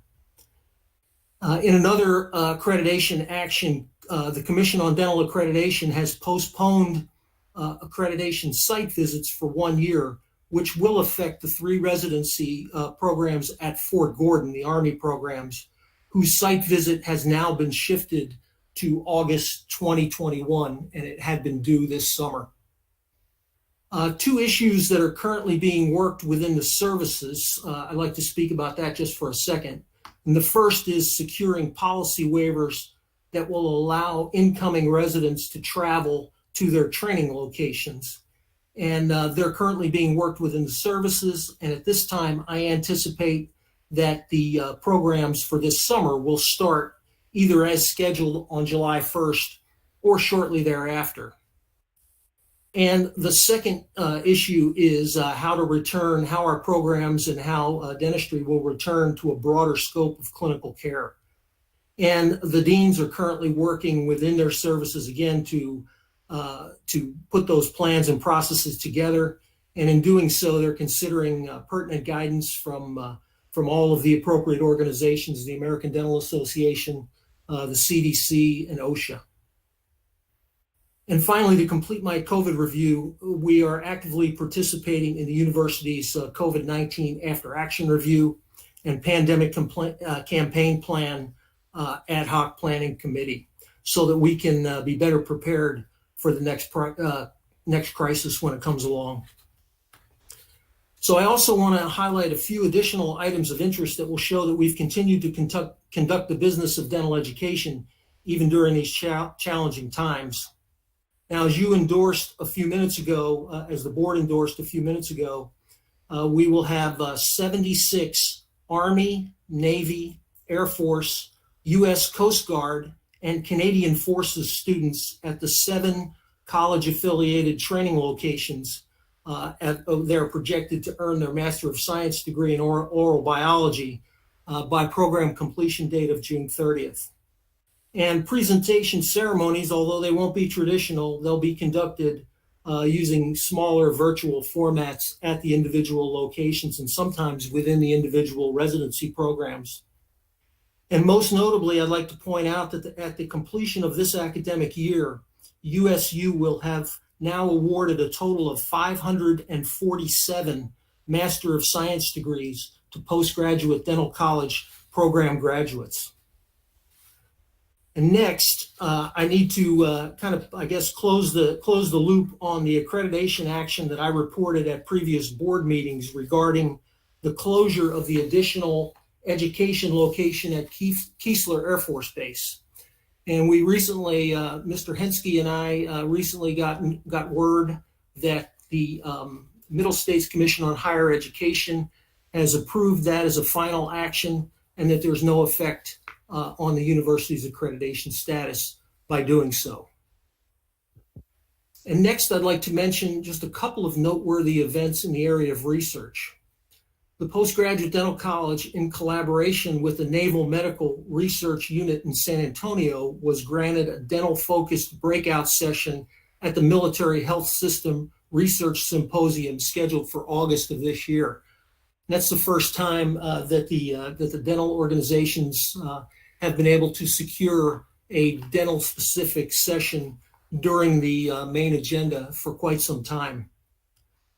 And I'd also like to highlight some of our student master's degree research efforts. And as an example of the type of research that's being done in our programs, I'd like to point out that all 6 graduates from the classes of 2017, 2018, and 2019 from the Lackland Endodontics residency have published their research manuscripts in peer-reviewed journals. And 4 of those publications were featured as cover articles on the respective journal, including a publication in the May 2020 edition of the International Endodontic Journal, which has the highest impact factor of any journal in that dental specialty. And finally, I guess I'd like to report that, I'm sorry to report that we're losing our Air Force Dean. Colonel Jay Graver will be stepping down, but he is being reassigned as the first chief of the dental clinic management team for the Defense Health Agency, which is a tremendous example of how the leadership within our faculty is called upon by the military health system for larger responsibility roles. Now, he'll be replaced by Colonel Jim Knowles, and Colonel Knowles has served as the Air Force Associate Dean since 2018 and as an Associate Professor of Comprehensive Dentistry since 2016. So the Air Force programs will remain in good hands. And Dr. Woodson, that concludes my report pending your questions. Thank you very much, Dean Schneider. Are there any questions from the Board of Regents for Dean Schneider? Just a comment, Dr. Woodson. This is Leo Rouse. I want to commend also Dean Schneider as well as Dean Romano and Dean Kellerman for representing the university in a very, very positive way. But Dean Schneider and his 3 cohorts of deans are well respected by not only the U.S., but also the Canadian deans. And their leadership has just been phenomenal in the last 60 days or so as we go through the trials and tribulations of dealing with COVID-19. So my hat goes off to you, Tom, and your staff for a job well done. Thank you, sir. Thank you, sir. Agree with all those comments, absolutely. We're going to move now to the College of Allied Health Sciences report by Dean Pleo. Over to Dean Pleo. Thank you, and good morning, everybody. The College of Allied Health Sciences is pleased to provide this report to the Board of Regents, the Uniformed Services University of the Health Sciences. I'd like to first talk a little bit about our enrollment. Our total enrollment to date is roughly 2,100, with an average daily census of 1,062. This number includes 196 new student enrollments for programs since our last Board of Regents meeting. We currently have 17 programs on the books. However, the Army has divested an additional skilled identifier M2 cytology technician. So as a result, the offerings in the cytology technician program are being suspended. Students will be enrolling in the 3 programs that were approved at the last Board of Regents, and they'll be implemented this summer. And those are respiratory technician, cardiovascular technician, cardiopulmonary laboratory technician. We have 1 program that's coming up for recommendation that will be discussed at the end of this report. For the upcoming August Board of Regents, the COS hopes to move forward with 3 other METC programs. That would include pharmacy technician, hospital corpsman basic, and we've added dental lab. Previously, we'd scheduled medical laboratory apprentice, and that was omitted because they're undergoing extensive curriculum revision at this time. Draft syllabi have all been received and everybody's on a glide scope. There are other areas of service support interest in various stages of exploration. Most notable is the fact that Colonel Campbell from the Joint Special Operations Medical Training Center at Fort Bragg is asking the College of Allied Health Sciences to establish an undergraduate degree granting program for their Special Operations Combat Medic program to our catalog. They're using the national standard curriculum for the paramedic program, and they are accredited with COAMPS and CAHEP. The COS has an existing paramedic degree program with the MEDCO using the same national standard curriculum, and that program is in the process of seeking accreditation. So we have initiated designation of Fort Bragg as another location training site in which less than 50% of the degree is in residence. Therefore, we'll probably utilize the same degree plan that's already authorized by the Board of Regents. Future areas of interest: the Army Licensed Vocational Nurse Program, the Veterinary Technician Program, and the Veterinary Food Inspection Specialist, all at MEDCO. It's notable to mention that the MOA with MEDCO has been successfully signed, and that was a good accomplishment. This quarter for the College of Allied Health, we saw significant impact from the COVID-19 sequestering, as did my counterparts. During this diversion from normal working conditions, one of the important outcomes that we see is that it actually included increased departmental communications.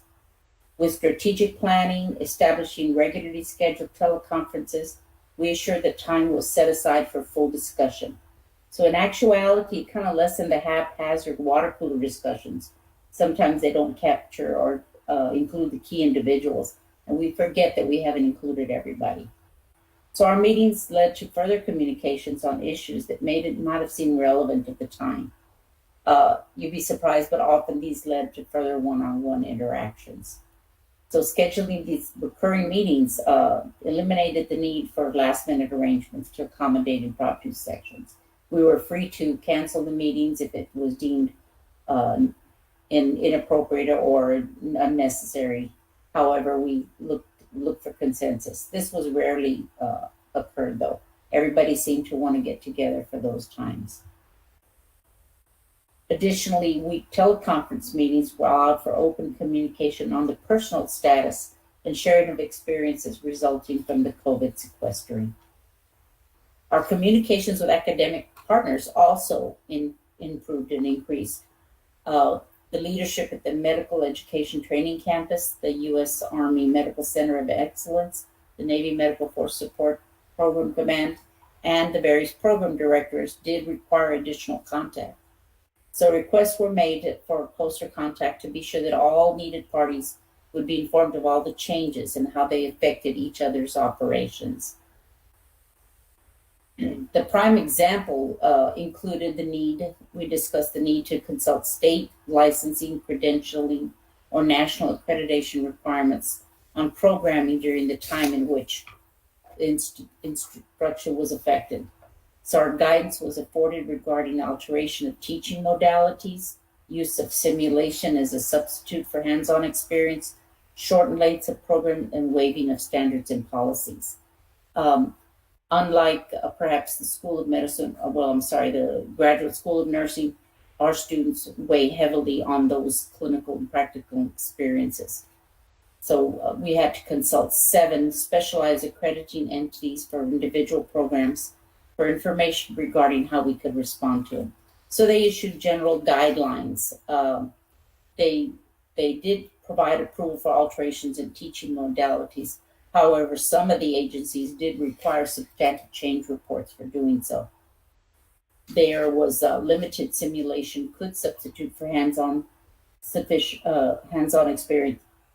However, this is also kind of tricky because it was kind of difficult to limit or to maintain the social distancing required even in simulation. Our particular type of individuals need that hands-on experience. Selected courses we found could be shortened, but all national accreditors, none of them were waiving, of course, any standards or policies globally. At METC, formal plans of blended learning delivery training plans were submitted for each of our accrediting bodies so that we maintain those responsibilities. So in April, the COVID situation did impact our programs of instruction, and they resulted in the following cohort cancellations or postponements: nutrition science, occupational therapy technician, health physics, the preventative medicine follow-on course, independent duty corpsman, submarine and surface, and medical laboratory. In some cases, there were students that arrived to the location, but they were rescheduled to meet with the second or subsequent cohort. These cancellations were due to operational pauses that were imposed by clinical training, capacity restrictions, clinical site closures, as well as travel restrictions. And in San Antonio, it's a large city, very metropolitan, and many hospitals and facilities that had to close their doors as they were closing it to the other schools in the surrounding area for all of the allied health programs. However, things are beginning to ramp up again, and that's something that we are looking forward to.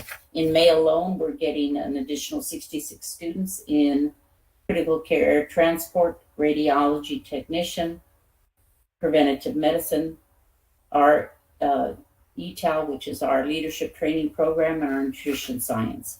So we're beginning to come back. So there are a lot of continuing ongoing efforts as a result of COVID-19.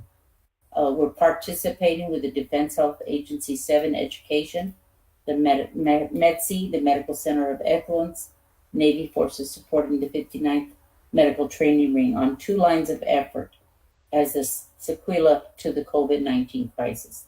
The first line of effort is distributed learning as a service component. And we're trying to develop responses to efforts requested by service chiefs to maximize technical dispersion, social distancing, physical distancing, and initial entry training. Our level 2 line of interest is working on restrictions to access hospital-based training for our phase 2 clinical practicum sites. The CASA is definitely experiencing changes from the COVID continues. However, in many instances, we believe that there are unintended positive effects. At this time, the College of Allied Health Sciences would like to present the following program recommendation. In accordance with USU PPM 008-2019, establishment of new academic programs, and as detailed in the supplemental information of this report, one new program is being proposed for the Board of Regents approval today. This is the ophthalmic technician program. You can find that on or around page 353 of the report. This is an inter-service training review organization consolidated program with 2 services participating, and these are being executed at the METC. The Army track is accredited through the International Council of Accreditation, and the Air Force track is accredited with the Accreditation Council on Optometric Education. Credentialing is afforded via the American Optometric Association and the Joint Commission on Allied Health Personnel in Ophthalmology. The program is currently executed with the Community College of the Air Force. This is an initial entry training program school for both services and no current academic prerequisites. This program is proposed at 19 semester hours in the major for the Army and 18 semester hours for the major in the Air Force. The degree plan is for 60 hours for both services. We anticipate 86 students, 39 from the Army and 47 in the Air Force. So it is requested that the Board of Regents concur with the recommendation to implement the Army and Air Force ophthalmic technician programs at the next available iteration, which is projected to be August 10th, 2020.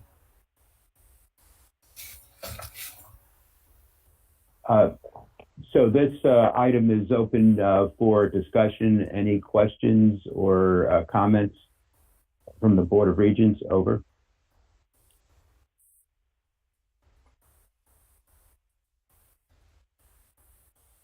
Hearing none, do I have a motion to support this initiative? Move approval. So moved. Do I have a second? Second. Any other further discussion? All those in favor? Aye. Opposed? Abstention? Thank you very much. Thank you. Additional comments, Dean Paleo? No, this concludes my report. Thank you. Okay, well, thank you very much for that report. We are now going to move to accreditation and organizational assessment report presented by Mr. Henske. Over. Good morning, Dr. Woodson, board members, and USU leadership. Thank you for the opportunity to share this report. This is going to be a relatively short report since you can go to the next slide. Dr. Schneid was very helpful in covering some of my report. A quick summary. As pointed out, Dr. Schneid's report, the Keesler Air Force Base dental, the master's program in oral biology has been consolidated at Lackland, and the Middle States Board approved on the 1st of May that action to terminate that program at that location. So that additional location is no longer listed on our certificate of accreditation. Secondly, the Committee on the Accreditation of Healthcare Management Education, CAMI, did a site visit on 11 through 13 March. This is the national accreditation body that reviews our master's program in healthcare administration and policy. It went extremely well. The final report has not been received, although yesterday we received the draft report, which was exactly what we had expected. The site visit observed all standards met with 4 partial standards met. We anticipate, while not confirmed, that we will get the 10-year reaccreditation for that, and we will probably not get the final report till later in the summer, is what we expect when their board meets. Upcoming in 2020 reaccreditation, as has been mentioned by a number of people, we have a number of accreditations coming up. If we go to The next slide.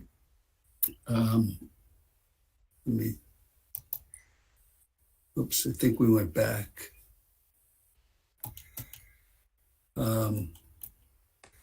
We've got the Fort Gordon one, as Dr. Schneid has mentioned, has been postponed for a year.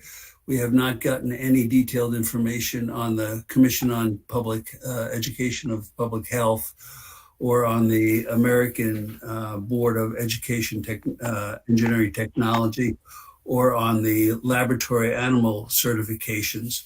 They are all struggling to figure out how best to do it. But we do know that early in March, the Department of Education and Middle States and the other 6 accreditation bodies across the country relaxed some of the rulings for conducting on-site accreditation visits and have on a temporary basis allowed the regional accreditations the ability to do virtual site visits. They've also extended some negotiation between institutions to delay in part some of their site visits. So it's a very fluid situation. The accreditation agencies are in the process of publishing guidelines before they move ahead with the particular direction they're taking. Middle States also sent out in early April a request for all institutions to report the following changes. 1, temporary measures to move on-site learning to online distance education, modifications to the academic calendar for the current or for future academic terms, and 3rd, to establish agreements with other institutions to accommodate students' academic needs. Each of the deans have been very helpful in helping me create the feedback back to Middle States, and we've reported twice now back to Middle States on the activities that each of the schools have done to support their students with regards to online distance education. And the last slide, the slide of the timelines, as I mentioned, is very fluid. We're still awaiting to get some feedback from each of the accreditation bodies. And that concludes my report. If there are any questions, I'll be glad to answer them. Thank you very much for that report. Are there any questions from the board or any comments?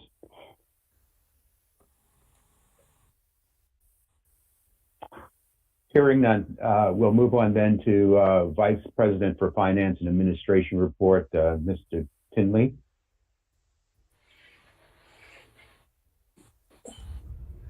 Good morning, Dr. Woodson and board members. Sound check? Lima Charlie, over. Great. I'm going to pass on going through line by line my formal report and instead move to the slide deck at the end of tab 24 and talk briefly about the challenges that the university has mentioned as elucidated by Dr. Kellerman and President Thomas and also Admiral Adams. So if you look at the next slide, the actual second slide of the deck, this slide shows you the cumulative effect of all of the reductions that the university has taken through FY20 to date and the proposed recommendations for reductions that are in the president's budget submitted in for FY21 as a result of the defense-wide review process. So if you look at the top on the section on the O&M, the first 6 lines of reductions: civ pay, health profession scholarship program, civ pay again, supplies and equipment, fiscal guidance, and supplies and materials. All of those reductions have been laid into the USU budget already, and they were present when we got our FY22 budget. And those reductions are driven by combination of department resource management decisions, department fiscal guidance reductions, and the application by the Department of Congressional marks.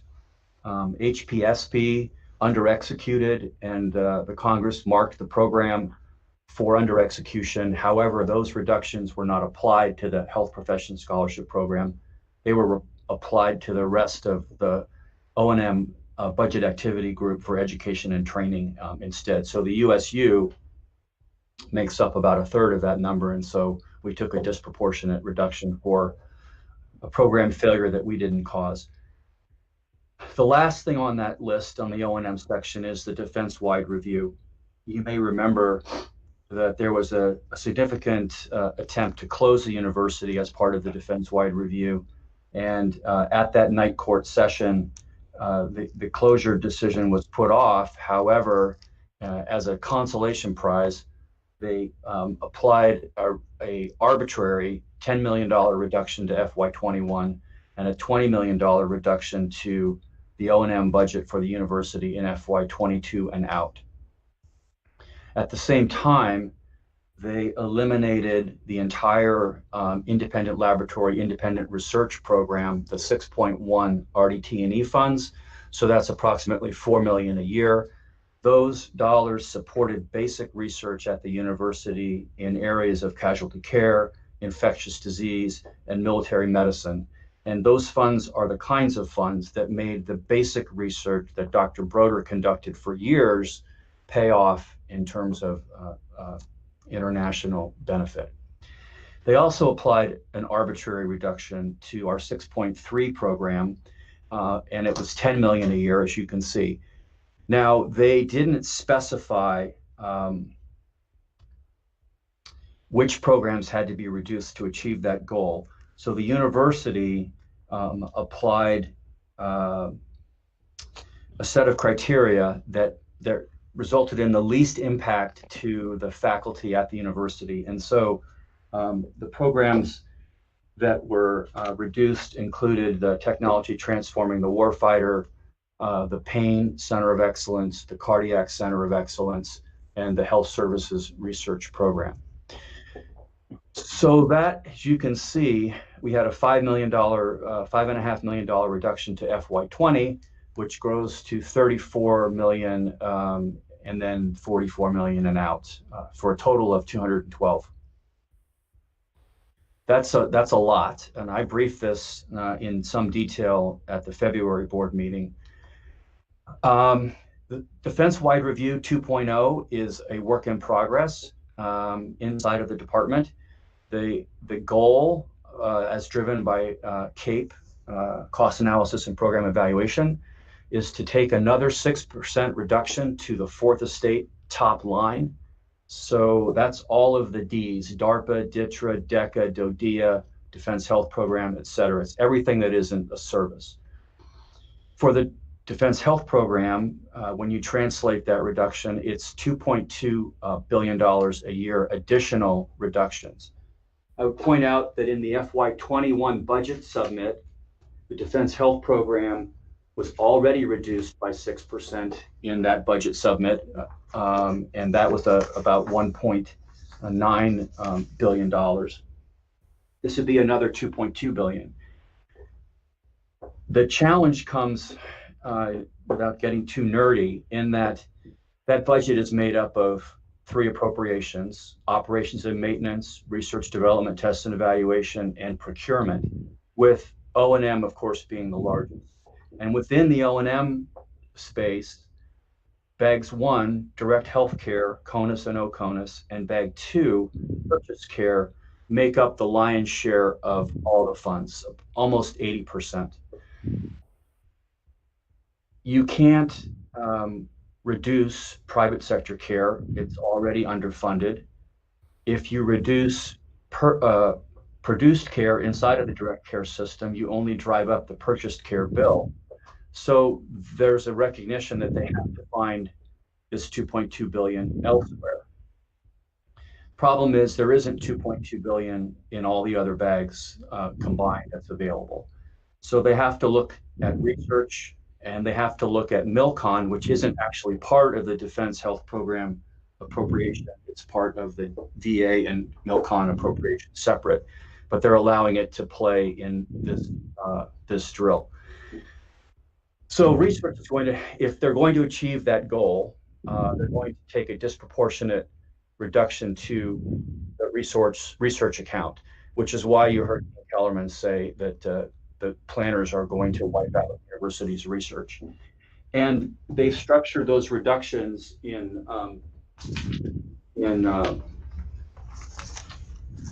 gradients of 6, 19, 25, and 30 to get to an 80% reduction, which meets the top line reduction of 2.2. Not right away. They don't actually get there until 24 because the benefit reforms that they're proposing to private sector care don't kick in until that time. I would point out that none of the benefit reforms that the department has proposed to date over the last, say, 10 cycles have been accepted by Congress. In any regard, that reduction in gradients, in the second gradient, well, I'll just run through them. In the first gradient, the university loses all things MRFA, so breast, GYN, and prostate. Those centers of excellence are the generating platform for the ability to do the randomized multi-site adaptive trial that Tim Burgess is leading now.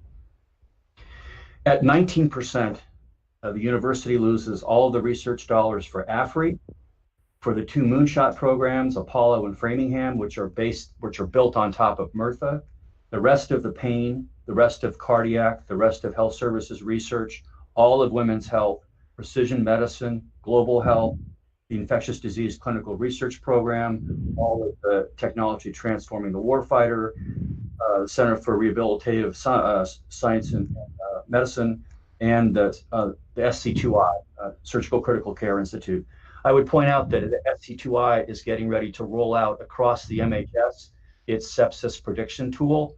There are 14,000 patients a year in the military health system who have a sepsis event. That's about 55,000 encounters. So you can do the math on what that might save of ICU bed days. At 25%, the STARS long-term outcome study is gone. The Center for the Neuroscience and Regenerative Medicine is gone. And at that point, there's really nothing left. There's one research program left, and that is the Pearl Prusner drug discovery effort for neurodegenerative diseases. So I would say that that level of reductions to research will have a profound impact on our ability to retain faculty we have or recruit new faculty in the future, and really represents an attempt to close the university by other means. In response to Admiral Adams' thing, I'd like to move down to slide 7 in the deck, and I'm just going to show you a quick thing here. So this is the university's 7, please. This is the university's history of programmatic growth since 2004. So we know what we're doing in the deliberative planning process. These are specific adds, program by program, event by event, to the university's core base program funding. 2.6 billion cumulative. The next slide, slide 8, shows you those things. Those are individual actions, and it starts with the addition of the money for the Center for Study of Traumatic Stress and goes all the way down through curriculum reform and the addition of the funds for the Defense Medical Ethics Center. If you go to the next slide. This is our cumulative obligations. It's different than a program number, but you can see the university has experienced steady growth throughout our recent history. And the next slide gives you the Middle States view of those same numbers. Middle States breaks the university's expenditures, obligations into these categories. You can see we've done extremely well in research because the quality of our faculty and the quality of their science is exceptional. And the last slide I would show you is 17. And this lays out what those $10 million and $20 million reductions to our program mean in terms of programs. These reductions were in the department's budget submitted to the Office of Management and Budget, and they are in the president's budget currently on the Hill. And in the justification book, there are what are called stub entries that say exactly what's being eliminated and why. And in most cases, it just says for higher department priorities. So that's a lot of gloomy news. And it gets worse when you add COVID to the mix, because we are not earning the indirects from the execution of science that we would have expected from our not-for-profit partners. So that is, in a sense, another version of a budget reduction, and we're going to have to make up that science in the future as we are continuing to pay those individuals who would have been doing the science, and they're running out of time. So that's going to result in extensions with cost in order to complete the science. Subject to your questions, that's my brief.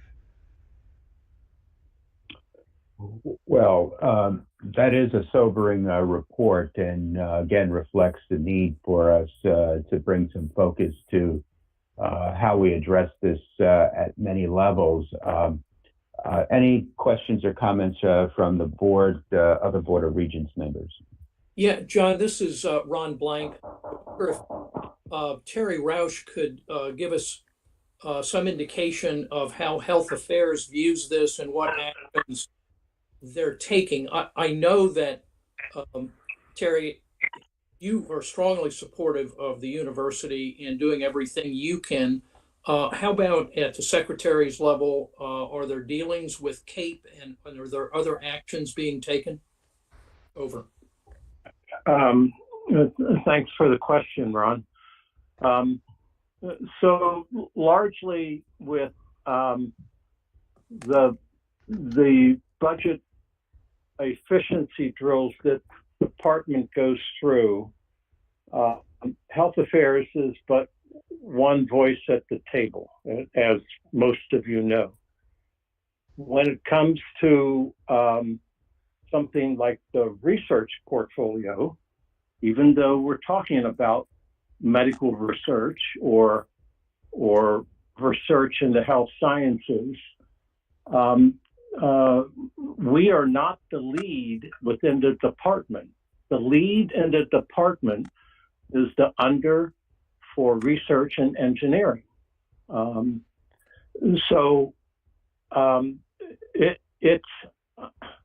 It is important to build relationships and maintain those relationships, particularly when you go to the table and you talk about budget decrement drills.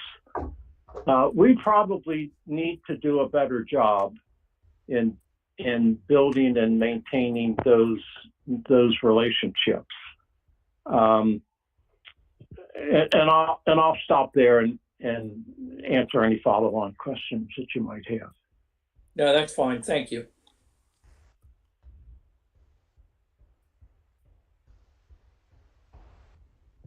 Okay. Any other comments from the other regents? So we do need to have an urgent session around this, our approach to these budget cuts and what the impact will be on the university. So this will be an action item we take out of this meeting. Hearing no other comments at this time, we want to go on to the University Brigade Report. Captain Hussey. Thank you. Good afternoon, Dr. Woodson, members of the board. Thank you for allowing me to address you this morning. I'd like to take just a few minutes to give you a brief update on the brigade and what we've sort of been focusing our efforts on over the past 3 months. My report can be found on tab 25. First, as has been addressed throughout the meeting this morning, we've been proactively engaged with COVID support activities, not just for the brigade, but also for the university, the installation, and the DoD as a whole. The brigade has taken the lead with several key initiatives and policies over the last few months as we've adjusted to this new operating environment related to the pandemic. The Military Personnel Office, as President Thomas mentioned earlier, created and implemented a customized online personnel accountability tracker. It was piloted with brigade headquarters in February, but then it was expanded to include all active duty members assigned to USU, as well as federal civilian employees. What this tracker has done is it's allowed university leadership to account for all personnel on a daily basis throughout the pandemic. A number of presidential directives, including the university's return to work plan, the pandemic campaign plan, and the twice weekly commander's update brief, just to name a few, were initially tasked to and developed by the brigade staff. We have also served as a liaison to the installation, working with our occupational health provider to provide daily COVID reports to the Naval Support Activity Bethesda team. We've generated and tracked several dozen exception to policy waivers for travel that have allowed university personnel to move forward with their careers and orders, and have served as the central hub for all external taskers and personnel support requests, of which there have been many, including those for our recently graduated students from the School of Medicine and Graduate School of Nursing. As was alluded to earlier by our deans, the brigade, in collaboration with the representative student affairs offices in the School of Medicine and the Graduate School of Nursing, worked closely with the services to administratively graduate our students 6 weeks early. Additionally, what we had to do, and it was no small feat, we had to promote them. We had to assign them duties within the local MTFs for the last 6 weeks. We worked directly with MTF commanders, and we ensured that they would be able to travel and report to their next duty location. That's going on right now, whether that be for GME training or, in the case of our GSN grads, utilization tours. This required tireless work from our commandants and their staff in close coordination with each service's personnel commands. They accomplished all this while also maintaining 100% accountability for all 4 medical school classes, the majority of whom had to relocate to the NCR. They also worked with the services to begin to prepare for the incoming classes, both GSN and School of Medicine, for the upcoming academic year. So the work they've done on this has been truly exceptional and actually unprecedented. Training, which is one of our brigade focus areas throughout this academic year, has undergone dramatic shifts. The brigade, as I pointed out, I think in the last report, took over the management of the summer operational experience for our finishing first year medical school class this past January. However, as you can imagine, due to the COVID crisis, the SOE for this summer has been altered. No longer will the students be traveling to various parts of the country to operational commands for a month to receive on-the-job training. Rather, with the travel restrictions in place, they'll be staying here at USU and will receive a customized leadership training program from the brigade, mainly from the Professor of Military Science office, as well as our enlisted cadre. The Professor of Military Science, as I said, developed an intense 3-week officer development leadership curriculum that will be launched in June with that group of medical students. As for our medical field practica, our capstone exercise, Operation Bushmaster, in October, we are still tracking that on schedule. Our operations staff continues to plan for that event, and they're working closely with the Department of Military and Emergency Medicine team to also look at contingency plans for alternative training solutions, should we still be in a restricted training or travel environment. Finally, the brigade has addressed a number of unique pandemic-related issues with our active duty population, and have had to take decisive action to kind of get out in front of these. We were quick to relax the grooming standards for our personnel, given that no barbershops or salons have really been open in the area for the past 6 weeks, although that is changing as of today, actually, with the states of Virginia and Maryland, at least. In late March, as our campus was launching into the telework and distance learning environment, we sent out iteration number 3 of our online resiliency tool, the brigade tool, to look for patterns or trends in the behavioral and emotional health of our force. The participation rate at that time was about 20% of our total personnel, about 200 to 250 people. But the data at that time showed that we had no significant change in the overall stress level compared to iterations 1 and 2, which were sent out over the previous 6 months. We have since worked with the After Action Report Task Force, providing them with historical command climate survey questions to help shape at least a part of the resiliency survey that President Thomas showed earlier, and was sent out to the university personnel over these last few weeks. The brigade chaplain has also been proactively involved with our members and has worked alongside numerous groups on campus, including a wellness group established in the Graduate School of Nursing, to ensure we are meeting the mental, emotional, and spiritual health of our brigade as well during this time. One final note I'd like to point out is the brigade commander position, my position, will be turning over next month. Colonel Patrick Donahue, currently in command at the Army Public Health Command at Fort Meade, will be taking over for me on June 11th. Colonel Donahue and I have been communicating regularly over the past month, and I anticipate a smooth turnover. Pending your question, that concludes my brief. Well, Captain Hussey, I'd like to express on behalf of the broader Regents, our sincere thanks for all the efforts and your service over the last couple of years. So thanks for all that you've done. And thank you for this report. Are there any questions from the Board of Regents for Captain Hussey? Yeah, Dr. Woodson, this is Tom Thomas again. Just I want to foot stomp what you just said. Sean Hussey will be leaving us. This is his last board that he'll be participating in, but he's really done a remarkable job as a brigade commander. He's been a great leader here. He's been a great model for the students to emulate, and we're going to miss him. And he was competitively selected for a very, very special position as the deputy commander as he's moving on to Triple Army Medical Center in Hawaii. So, and we wish him fair winds the following season and look forward to seeing him in the future. Thanks, Sean. Thank you, sir. Thank you, Dr. Woodson. Agree. We wish him much success. Are there any comments, add-on comments, or from the Board of Regents about any of the materials that have been discussed today? Hearing none, this will now close the open session. All regents, civilian regents, and the Surgeon Generals or their representatives are asked to stay on the line while everyone else is asked to disengage. We will, in just a few minutes, take a roll call for the executive session and the YouTube